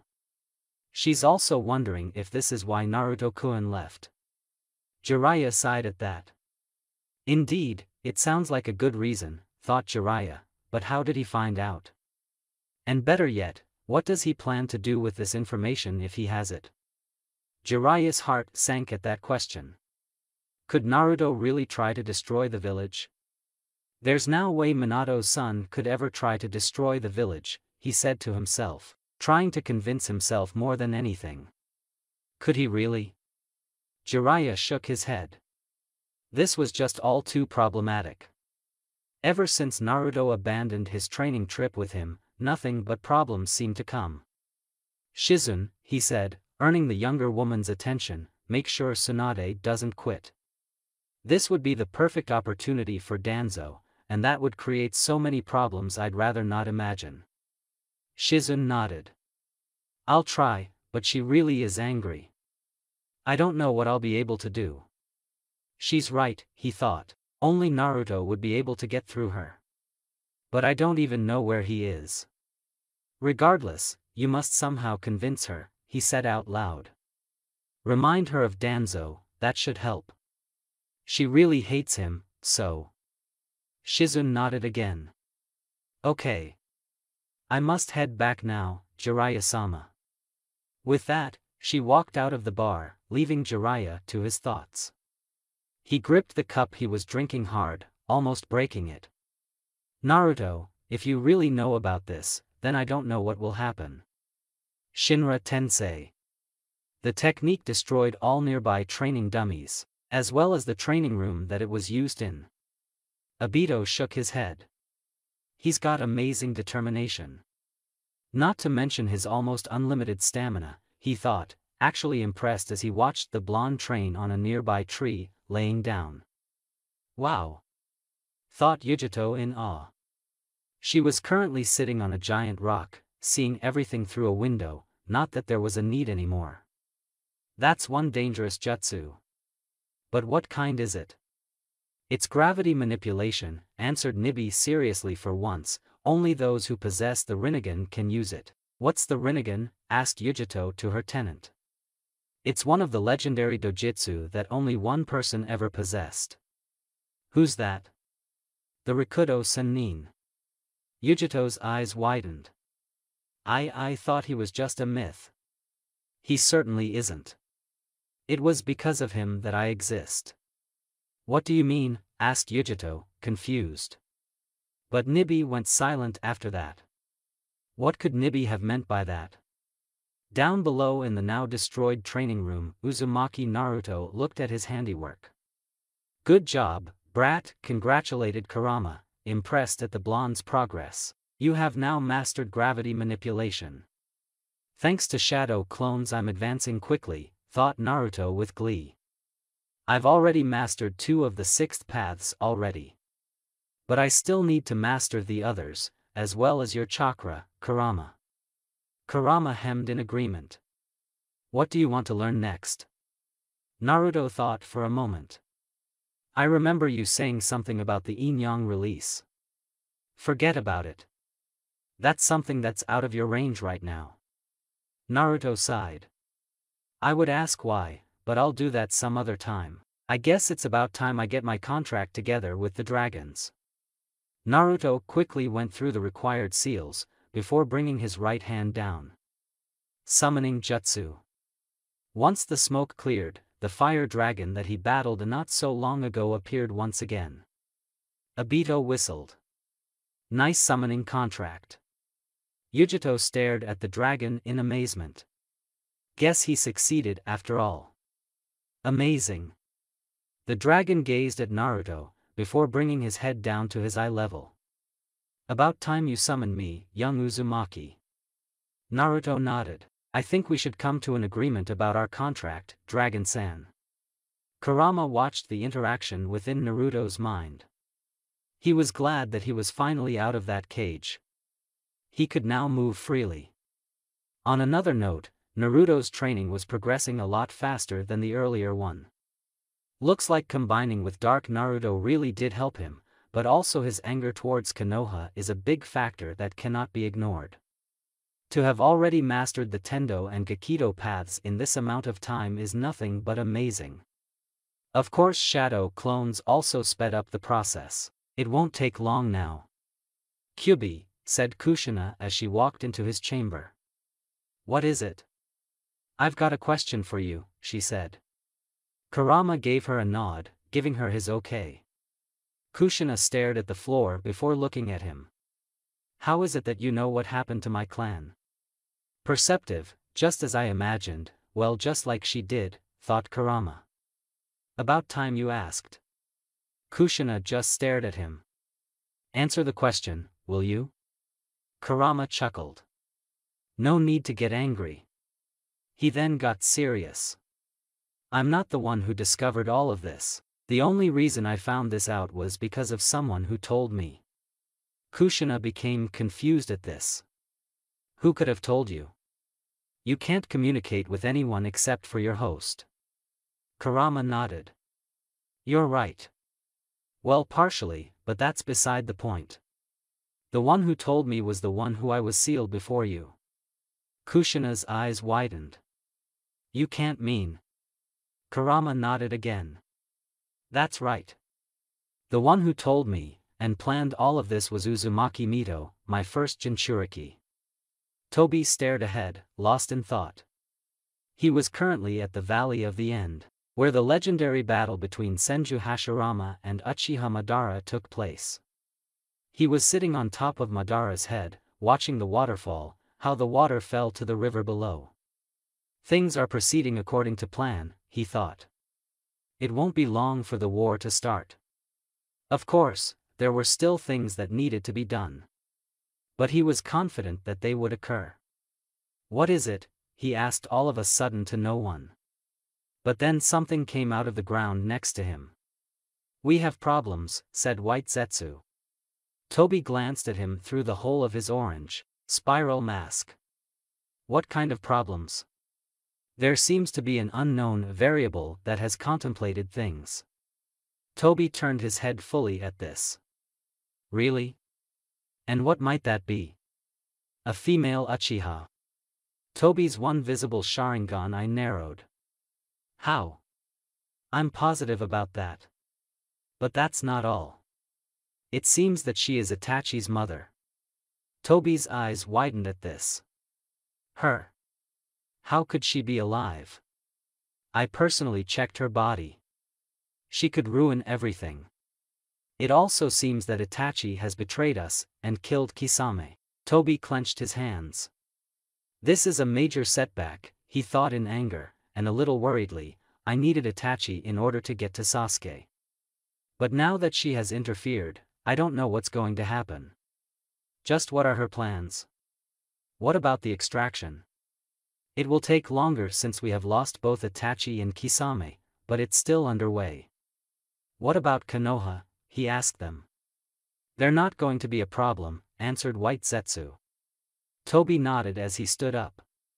Then proceed with the extraction. After this, we shall see what to do with this new development. His visible Sharingan flared. Kushina took a step back in shock. What did you just say? Kurama took a shocked look at his private amusement before answering her. That's right, you heard me right. The one responsible for all of this is Uzumaki Mito. How? How did she know? Kurama sighed as he crossed his paws together, and rested his head on top of them. I don't know. There are a lot of things that I don't know about her. This is one of them. We weren't on such friendly terms as I am with your son. Kushina looked at him with a cold look that even surprised Kurama. Just what do you know? And don't lie to me. Kurama chuckled. Scary. Kushina didn't move a muscle. Kurama sighed at this. All right. I'll tell you what I know. He took a pause at this, gathering his thoughts. It happened all of a sudden, he began, she just came to me one day. It was shortly before her death, which means that you coming to Konoha had happened, or it was going to happen soon, as well as the attack on Yuzu. He shook his head. It was strange. She seemed angry and sad. She then asked me a favor. He chuckled at this. I was surprised. We never really had any chit-chats. The few times we did talk, it was all business. As you can imagine, I said no. She of course was expecting this. She then told me that if I did as she told me, I would have my freedom in the future, as well as what the Rikudo Sennin promised me. Kushina's face took a look of curiosity. What did he promise you? Kurama shook his head. That's something that I will never tell you. Back to the topic at hand. Once she said that to me, I contemplated my options. I decided that I had nothing to lose, so I told her yes. Afterwards she told me all about the attack on Yuzu, as well as Konoha not doing anything to help them, even after she pleaded with them. She also told me how she found out all about their plans on rebuilding the clan through you, who was also to become my second host. Kushina listened intently to all this, her hands clenching at that fact. Why they didn't go through with it, I don't know. I also asked her how my freedom would come as well as the promise if there was a second host ready for me. She told me to be patient and that it would come. He chuckled. I now know what she meant. Kushina looked confused again, but he continued. She told me that I was to tell my third host how the Uzumakis were betrayed. What? Screamed Kushina. She stared at Kurama with wide eyes. Why the third? Did she know that it was going to be my son? Kurama narrowed his eyes. I don't know. As I told you, we weren't on friendly terms. I couldn't feel anything outside thanks to her seal. She was a seal master, and she made sure that I couldn't feel anything of what was going on out there in the real world. She also kept her emotions checked very well, so I don't know what she did once I was sealed into her, except the few times when she came into her mind. Even then, I didn't feel anything outside. It infuriated me. Kushina sighed. Why didn't she want me to know? Kurama shrugged, or what looked like a shrug. I don't know either. But what I do know is that she had to have had her reasons. Mito was a person who always had a reason for every action she took. Kushina rubbed her forehead. This is so confusing. Her head snapped upwards. You mean to tell me you knew this whole time and never told me? Kurama humphed. We weren't exactly on friendly terms either, or have you forgotten? Especially how I was imprisoned on that rock with the spikes within your mind. I became angry again, and soon I forgot all about what Mito told me. It wasn't until Naruto decided to leave that I started to remember. It also fit perfectly in telling him about his father, and about you. Anne. He stopped there. And, repeated Kushina. Kurama sighed. And I want to destroy Konoha. Of course, Dark Naruto's influence also helped. Kushina shook her head. I don't get it. She always told me that love was the best way to defeat you, as well as to find it. But if she hated the village, why tell me to find love in it? Kurama smirked. Oh, now I get it. Kushina looked at him with a raised eyebrow. Get what? Don't tell me you were never asked if you ever wanted to rebuild your clan? Realization hit upon her. Yes.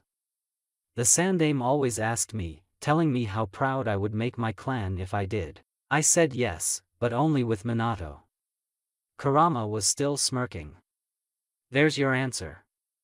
While it's true Mito hated the village, the Yondaime had nothing to do with the betrayal.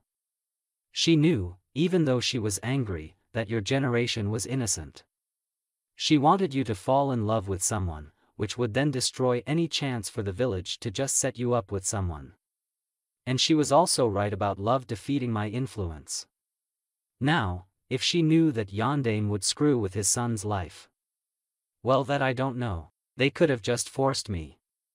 Muttered Kushina. True, said Kurama, hearing her, there's a lot of things that I don't get about that place. I don't know just what was going on in their heads. Their actions contradict each other. Kushina rubbed her hands together. Just what did Mito-sama know? I don't know, answered Kurama, but I asked her what she was trying to accomplish with this. Kushina looked at him. And what was it? Kurama smirked again. Revenge. She said to me that there would come a time when the Uzumakis would have their revenge, and it seems she was right. Kushina's eyes widened.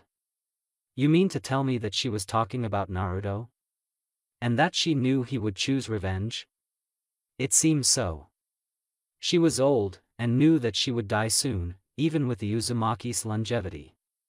She said that at the end the Uzumakis would have the last laugh, and that those who think of the future more than the present are the real winners. Kurama started to laugh as he finished. Kushina could only watch as the tailed beast laughed. So every dragon has different elements, asked Naruto to Mukaryu, having received the dragon's name. Mukaryu nodded. That's right.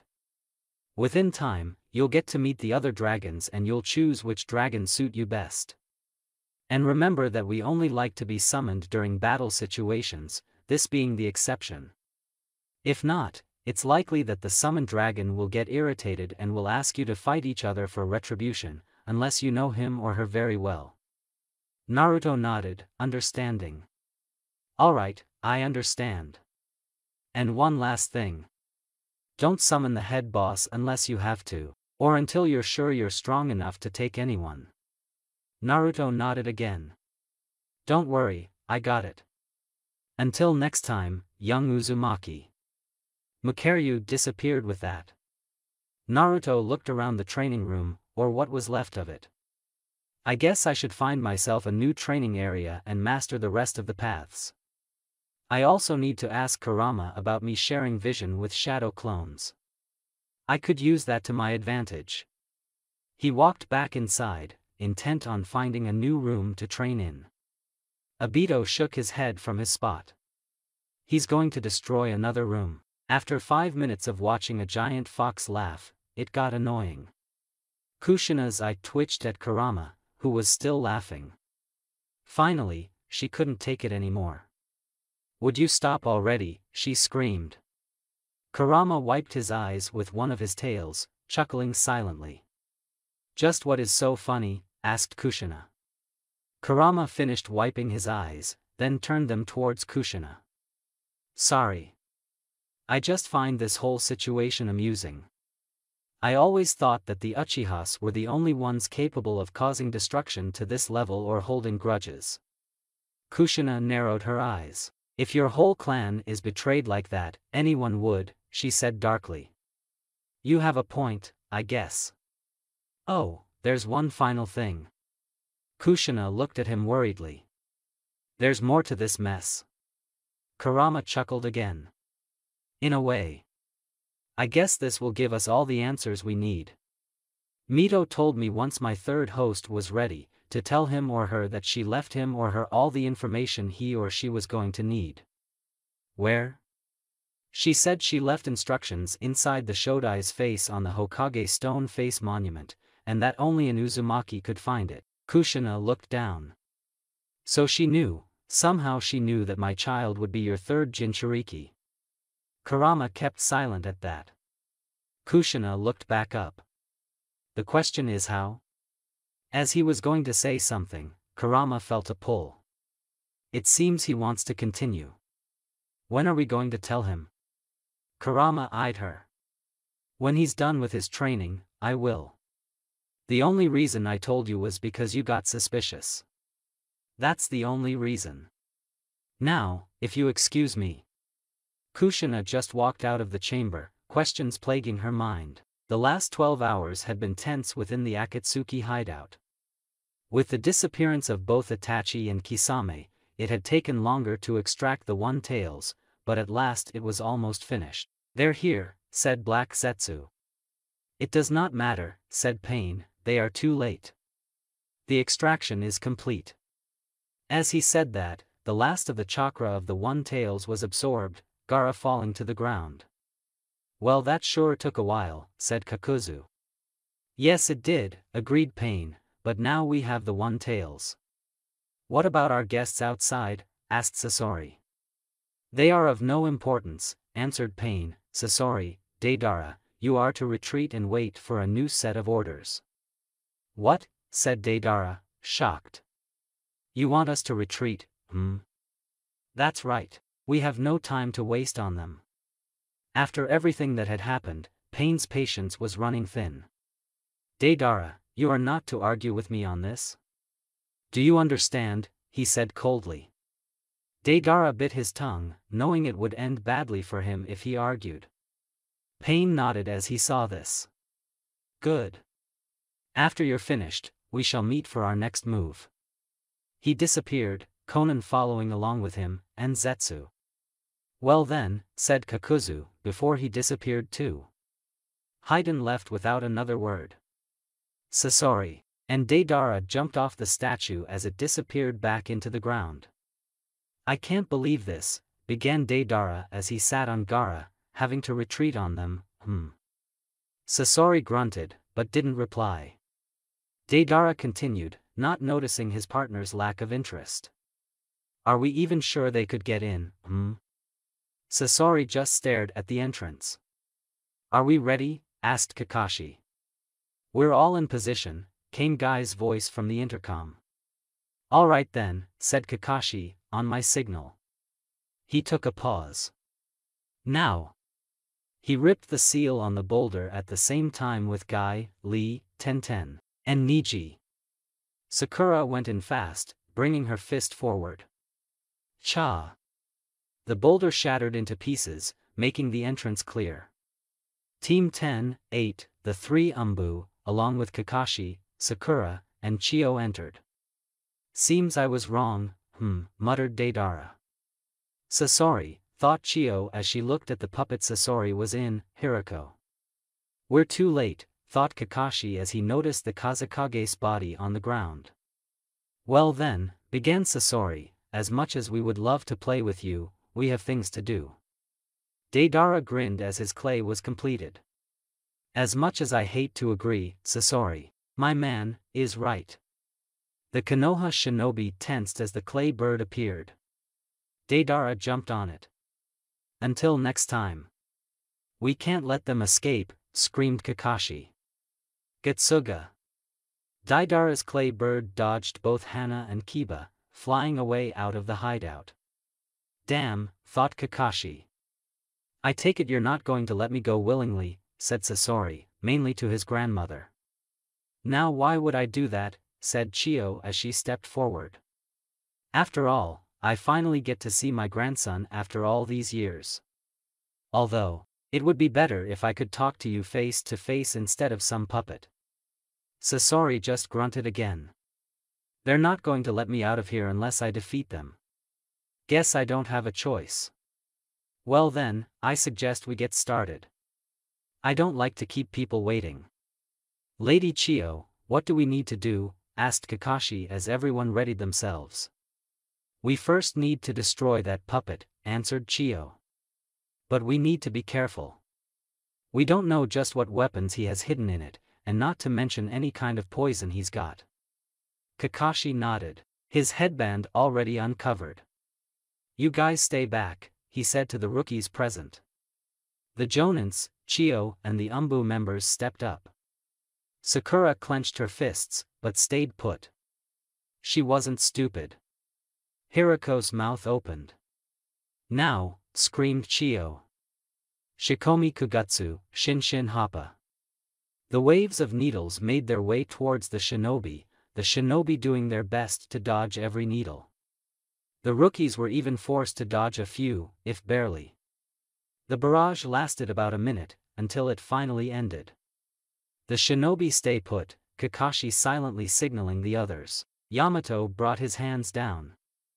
Mokutan, Jibaku Aisu. Oh, thought Sasori as the pillars of wood surrounded Hiriko, trapping it. Trying to bring me back alive, huh? He brought Hiriko's tail out, destroying the wood. Raikiri! Screamed Kakashi as he came from Sasori's left. Sasori brought Hiriko's tail to block it. It held for a couple of seconds before it was destroyed.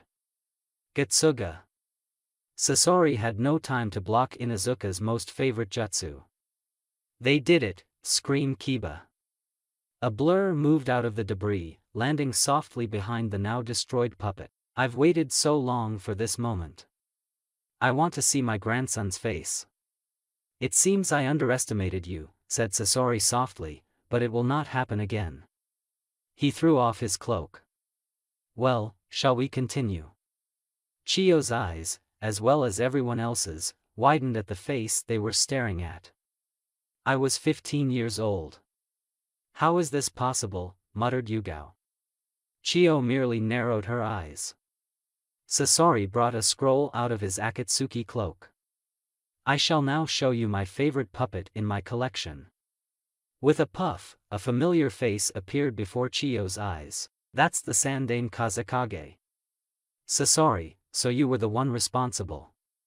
Sasori chuckled. That's right. I was the one who killed him. I needed him, and he's made such a nice addition to my collection. The Sandaime Kazekage, muttered Yamato, didn't he go missing? Chiyo nodded. That's correct. He disappeared shortly after the war, and it would seem Sasori has killed him, turning him into a human puppet. 2 scrolls appeared in her hands. Everyone stay back. This is my fight. Sasori eyed the scrolls, reading the kanji for mother on one of them, and father on the other. Realization came upon his eyes. So you brought them. So you recognize these, said Chiyo. They will know you well. I know every trick on those puppets, I created them after all. With a similar puff, the 2 puppets appeared. We shall see about that. Both the puppets went towards the Kazekage puppet at great speed. A katana appeared on the mother's hand, a wooden whip filled with kunai on the father. The Kazekage blocked both with retractable blades, covered in poison. The father went upwards, with the mother holding her own with the blades. The Kazekage pulled back, blocking the whip from the father. I don't have time to waste here, thought Sasori. Sand came out of the puppet of the Kazekage.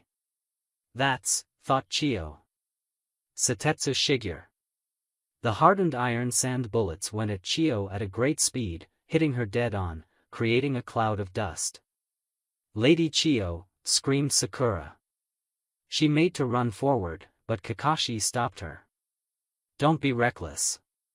This battle isn't over yet. Once the cloud disappeared, the father puppet was seen kneeling in front of her, protecting her. Sakura sighed in relief. I see. Muttered Sasori. Well then, how about this, he thought. Satetsu Keshu. The iron sand began to compress, forming into a rectangle, and a triangle, almost like a sphere. Well Granny, said Sasori, now you lost one of your puppets. How are you gonna dodge this? The two objects made toward Chiyo, who was looking desperate at this point. That does it, thought Kakashi. We're helping her. Sakura went in, punching the objects up to the roof. Kakashi's eyes widened, and so did everyone else's, except for Sasori. That was fast, thought Kakashi. Sasori narrowed his eyes. Oh great, more pests. Fire style, Hizekishu. The objects pulled out from the roof, going downwards, shielding Sasori in time. Asuma pulled out his chakra knives, reading himself. Are you alright, Lady Chiyo? Asked Sakura. Yes, thank you for your support, said Chiyo. Sakura looks after her, said Kakashi. Sakura nodded. We're here to back you up, sensei, said Choji. Don't let your guard down, said Asuma seriously. We know, responded Shikamaru. We'll go in first, said Asuma to Kurenai, who nodded. Enough of this, thought Sasori, tired of their conversation. Senju Soba. The arms made their way towards Team 10 quickly, making them dodge. Kiba was about to jump in, but Hana put a hand on his shoulder. Remember that Akamaru hasn't fully healed. Don't make stupid decisions again. Kiba quietly nodded. Now, said Kakashi. Yugao went in from Sasori's rear. Mikazuki no Mai. Sasori quickly brought his Kyodai Tetsui, leaving no opening.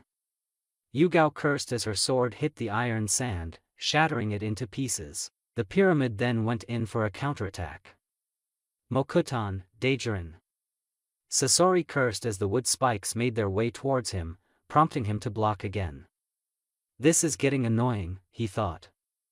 Are you alright? Asked Yamato to Yugao. She nodded. Thanks. But that iron sand is really strong. It shattered my sword. Yamato nodded. It was not looking good. Team 10 were still evading the arms coming from the third Kazekage. Choji couldn't keep up, and was impaled on his left leg. Choji, screamed Shikamaru. Asuma cursed at the sight of one of his students' injured form. Asuma go, said Kakashi. I got your back. Asuma nodded as he headed towards his student. Fire style, Gokakyu. The fireball went straight at Sasori, but it wasn't the only thing. Earth style, Doryuso, said Yamato.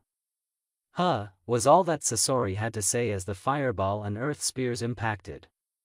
As Asuma reached his student, ninja wires wrapped around him from the arms.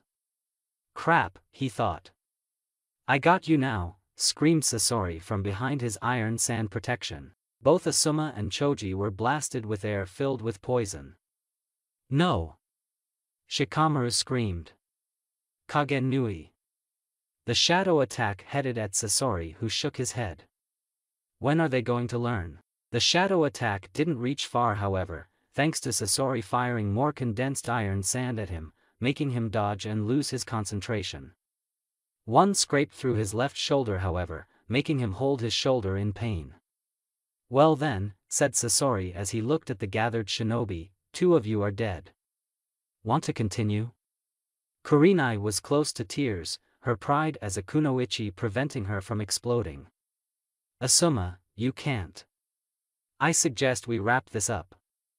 The arms retracted back towards the puppet, only leaving 2 emotionless bodies.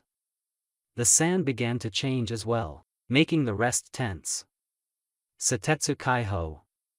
Kakashi's eyes widened as he saw the sphere begin to form. Everyone down. The spikes impacted, making everyone go blind.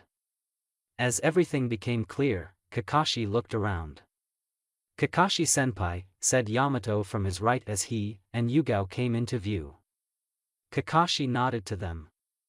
Seems like I'm going to have to use it, he thought, gathering his chakra. Thank you Shino-kun, said Hinata softly as she and Shino were protected thanks to his bug. He nodded at her before looking around. Lady Chiyo, muttered Sakura. I'm going to use them, said Chiyo. Sasori looked around the destroyed hideout, before jumping away from a shadow. Shikamaru concentrated as he followed through with his attack. Now is my chance. Learn your place, said Sasori as he sent the Kazekage at him. Just as the blades were going to connect, they were blocked by Mother's katana, breaking it. Sasori quickly followed through with his attack, destroying the puppet immediately, but it gave Shikamaru enough time to jump away. Sasori turned his attention to his grandmother, and the puppets that were gathered around her. Oh my, he said, are those what I think they are? Shirohige, Jiki Chikamatsu no Shu, answered Chiyo. A fine collection they are, said Sasori, praising them. But the iron sand will render them useless. The iron sand began to form into the battle objects once more. Sakura, let's go. Sakura, who stood at her side, nodded. She, alongside with the puppets, ran forward. Sakura punched aside the sand objects again, going straight for the Kazekage puppet. It brought out its retractable blade once more, but one of the puppets, the one with red buns, blocked the blades, breaking them in half. Sasori's eyes narrowed, intent on bringing the puppet back, but had to dodge bombs from another one, and went on a mini taijutsu fight. It gave Sakura the opening she needed as brought her fist back, bringing it down upon the puppet, shattering it into a million pieces on the ground. No, thought Sasori as he blocked a kick, jumping back. Shikamaru went to check on Asuma and Choji. How are they? He asked Ino. Not good, she answered. Choji's lost a lot of blood, and Sensei has been hit with the poison. Wait, not Choji? He asked her. Ino shook her head. Sensei must have covered Choji somehow, but the poison is all inside of him now. It doesn't matter if Choji loses any more blood. Shikamaru nodded. This can't drag on much longer. Mangekyo Sharingan, thought Kakashi. Senpai, what is that? Asked Yamato. My new weapon, was the response he got. Looks like I'm going to have to bring them out, thought Sasori. As he was about to take his Akatsuki cloak off, he evaded a punch from up above, which belonged to Sakura. If I get hit. He was caught up trying to evade that he didn't notice what his grandmother was up to. Fuinjutsu, Shurshur Haiko. Shit. He was strapped to the cave wall, his chakra sealed away. Damn, I was so caught up on the little girl that I forgot about the old hag. Chiyo painted, having used a lot of chakra. It seems this is the end, grandson. Sakura next to her was panting as well. Kakashi, Yugao, and Yamato appeared behind them.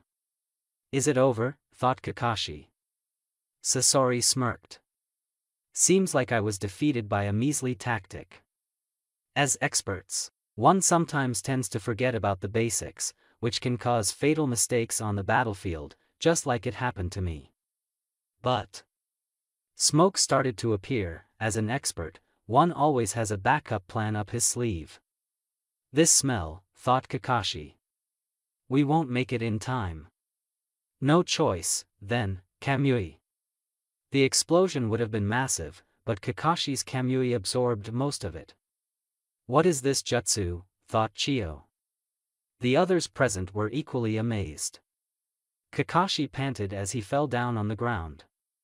Seems like it was a good choice to go to Mangekyo after all. Look at his body, said Sakura, bringing their attention to Sasori's body. So that explains it, thought Chiyo. Looking at the body, he turned himself into a puppet. Kakashi-sensei, said Hinata as she and Shino, who was carrying an unconscious Kurenai with his bugs, came into view. Everyone else is outside. Kakashi nodded, his Sharingan going back to normal as he covered it with his headband. Shall we go outside? Seems like it's over. Indeed. And it also seems that Sasori was done in. That makes 3 members already. It doesn't matter, said Tobi as he appeared via his teleportation technique. Sasori accomplished what was required of him. Once they leave we shall collect his ring. And then I will take his place. Oh, said Black Zetsu in surprise, you're going to join? Tobi nodded. Yes. It is necessary. How are they? asked Kakashi. I don't know Kakashi-sensei, said Sakura sadly. Choji will probably make it, but I don't know about Asuma-sensei. Kakashi nodded. Guy looked at the ground. If only that trap hadn't held us up, we could've. It's alright Guy, we did all we could. What about the Kazekage? Asked Tenten. I mean, he's dead, so we failed. I'll revive him, said Chio from her spot. The others looked at her crazy. It will be the one right thing that I will do in my life. She looked at Sakura, remembering their conversation the night before. Flashback. You seem sad. Sakura turned her upwards to see Chio standing there. Then she registered her question and nodded. May I ask why? Sakura sighed. I don't want to bore you. Chio chuckled. Believe me child, the last thing that could happen right now is boredom. Sakura scooted to the side from the spot she was sitting on, giving Chio room. Now will you tell me? She asked again. Sakura looked at her hands on her lap sadly. Well, it all began when I became a part of Team 7. I was happy, since I was with my crush, Uchiha Sasuke. And then there was also my other teammate who at the time I didn't really think much of and seemed to have a crush on me, Uzumaki Naruto. Her face took one of happiness. Those were the best times of my life. We became a team, friends, and family. It was really amazing. I wanted for things to stay that way forever, but just the opposite happened. Her face turned sad as she continued.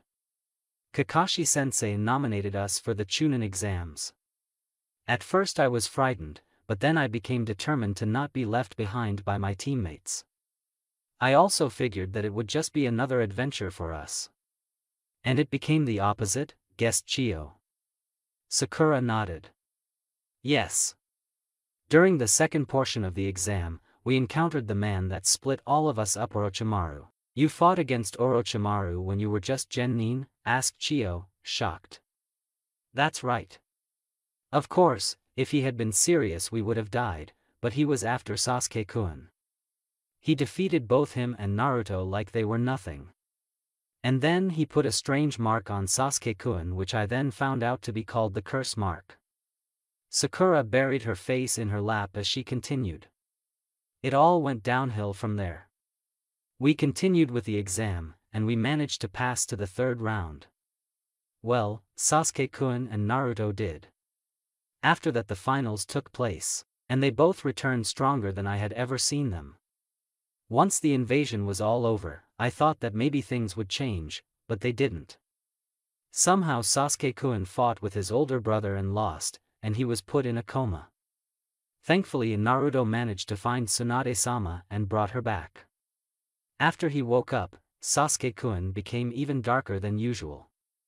On one mission, he was hospitalized and then challenged Naruto to a fight.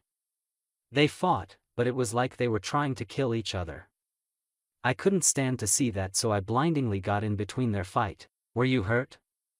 No, answered Sakura. Thankfully Kakashi-sensei managed to stop it. But then things became even worse. Sasuke-kun left the village. Naruto and a group of our friends went after him, but they failed to stop him. After that, I decided to stop playing around and I needed to start my training seriously. So I became Tsunade-sama's apprentice, and Naruto left to go train with Jiraiya, the Toad Sennin. Sakura became even more sad as she reached this point. What happened? Asked Chio. Naruto, for some reason he also left the village while he was on the training trip. I see, said Chio. She turned to look at the campfire. And now you want to reunite with your teammates, she said after a while. Sakura nodded. Yes, I just want us to go back to being teammates. Just like we were before. Chio smiled sadly. Child, I do hope that your dream comes to happen. I really do. Flashback, END. Chio smiled sadly once more. I really hope it happens, Sakura, I really do. Yes. Success. Total success. A man in an underground laboratory could be seen laughing madly as he gazed at the contents within the tube.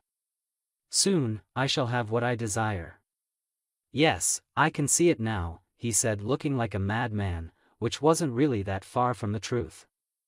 He readjusted his glasses. Yes, I will become the best in this world, surpassing even the Rikudo Sennin. He started to laugh once more.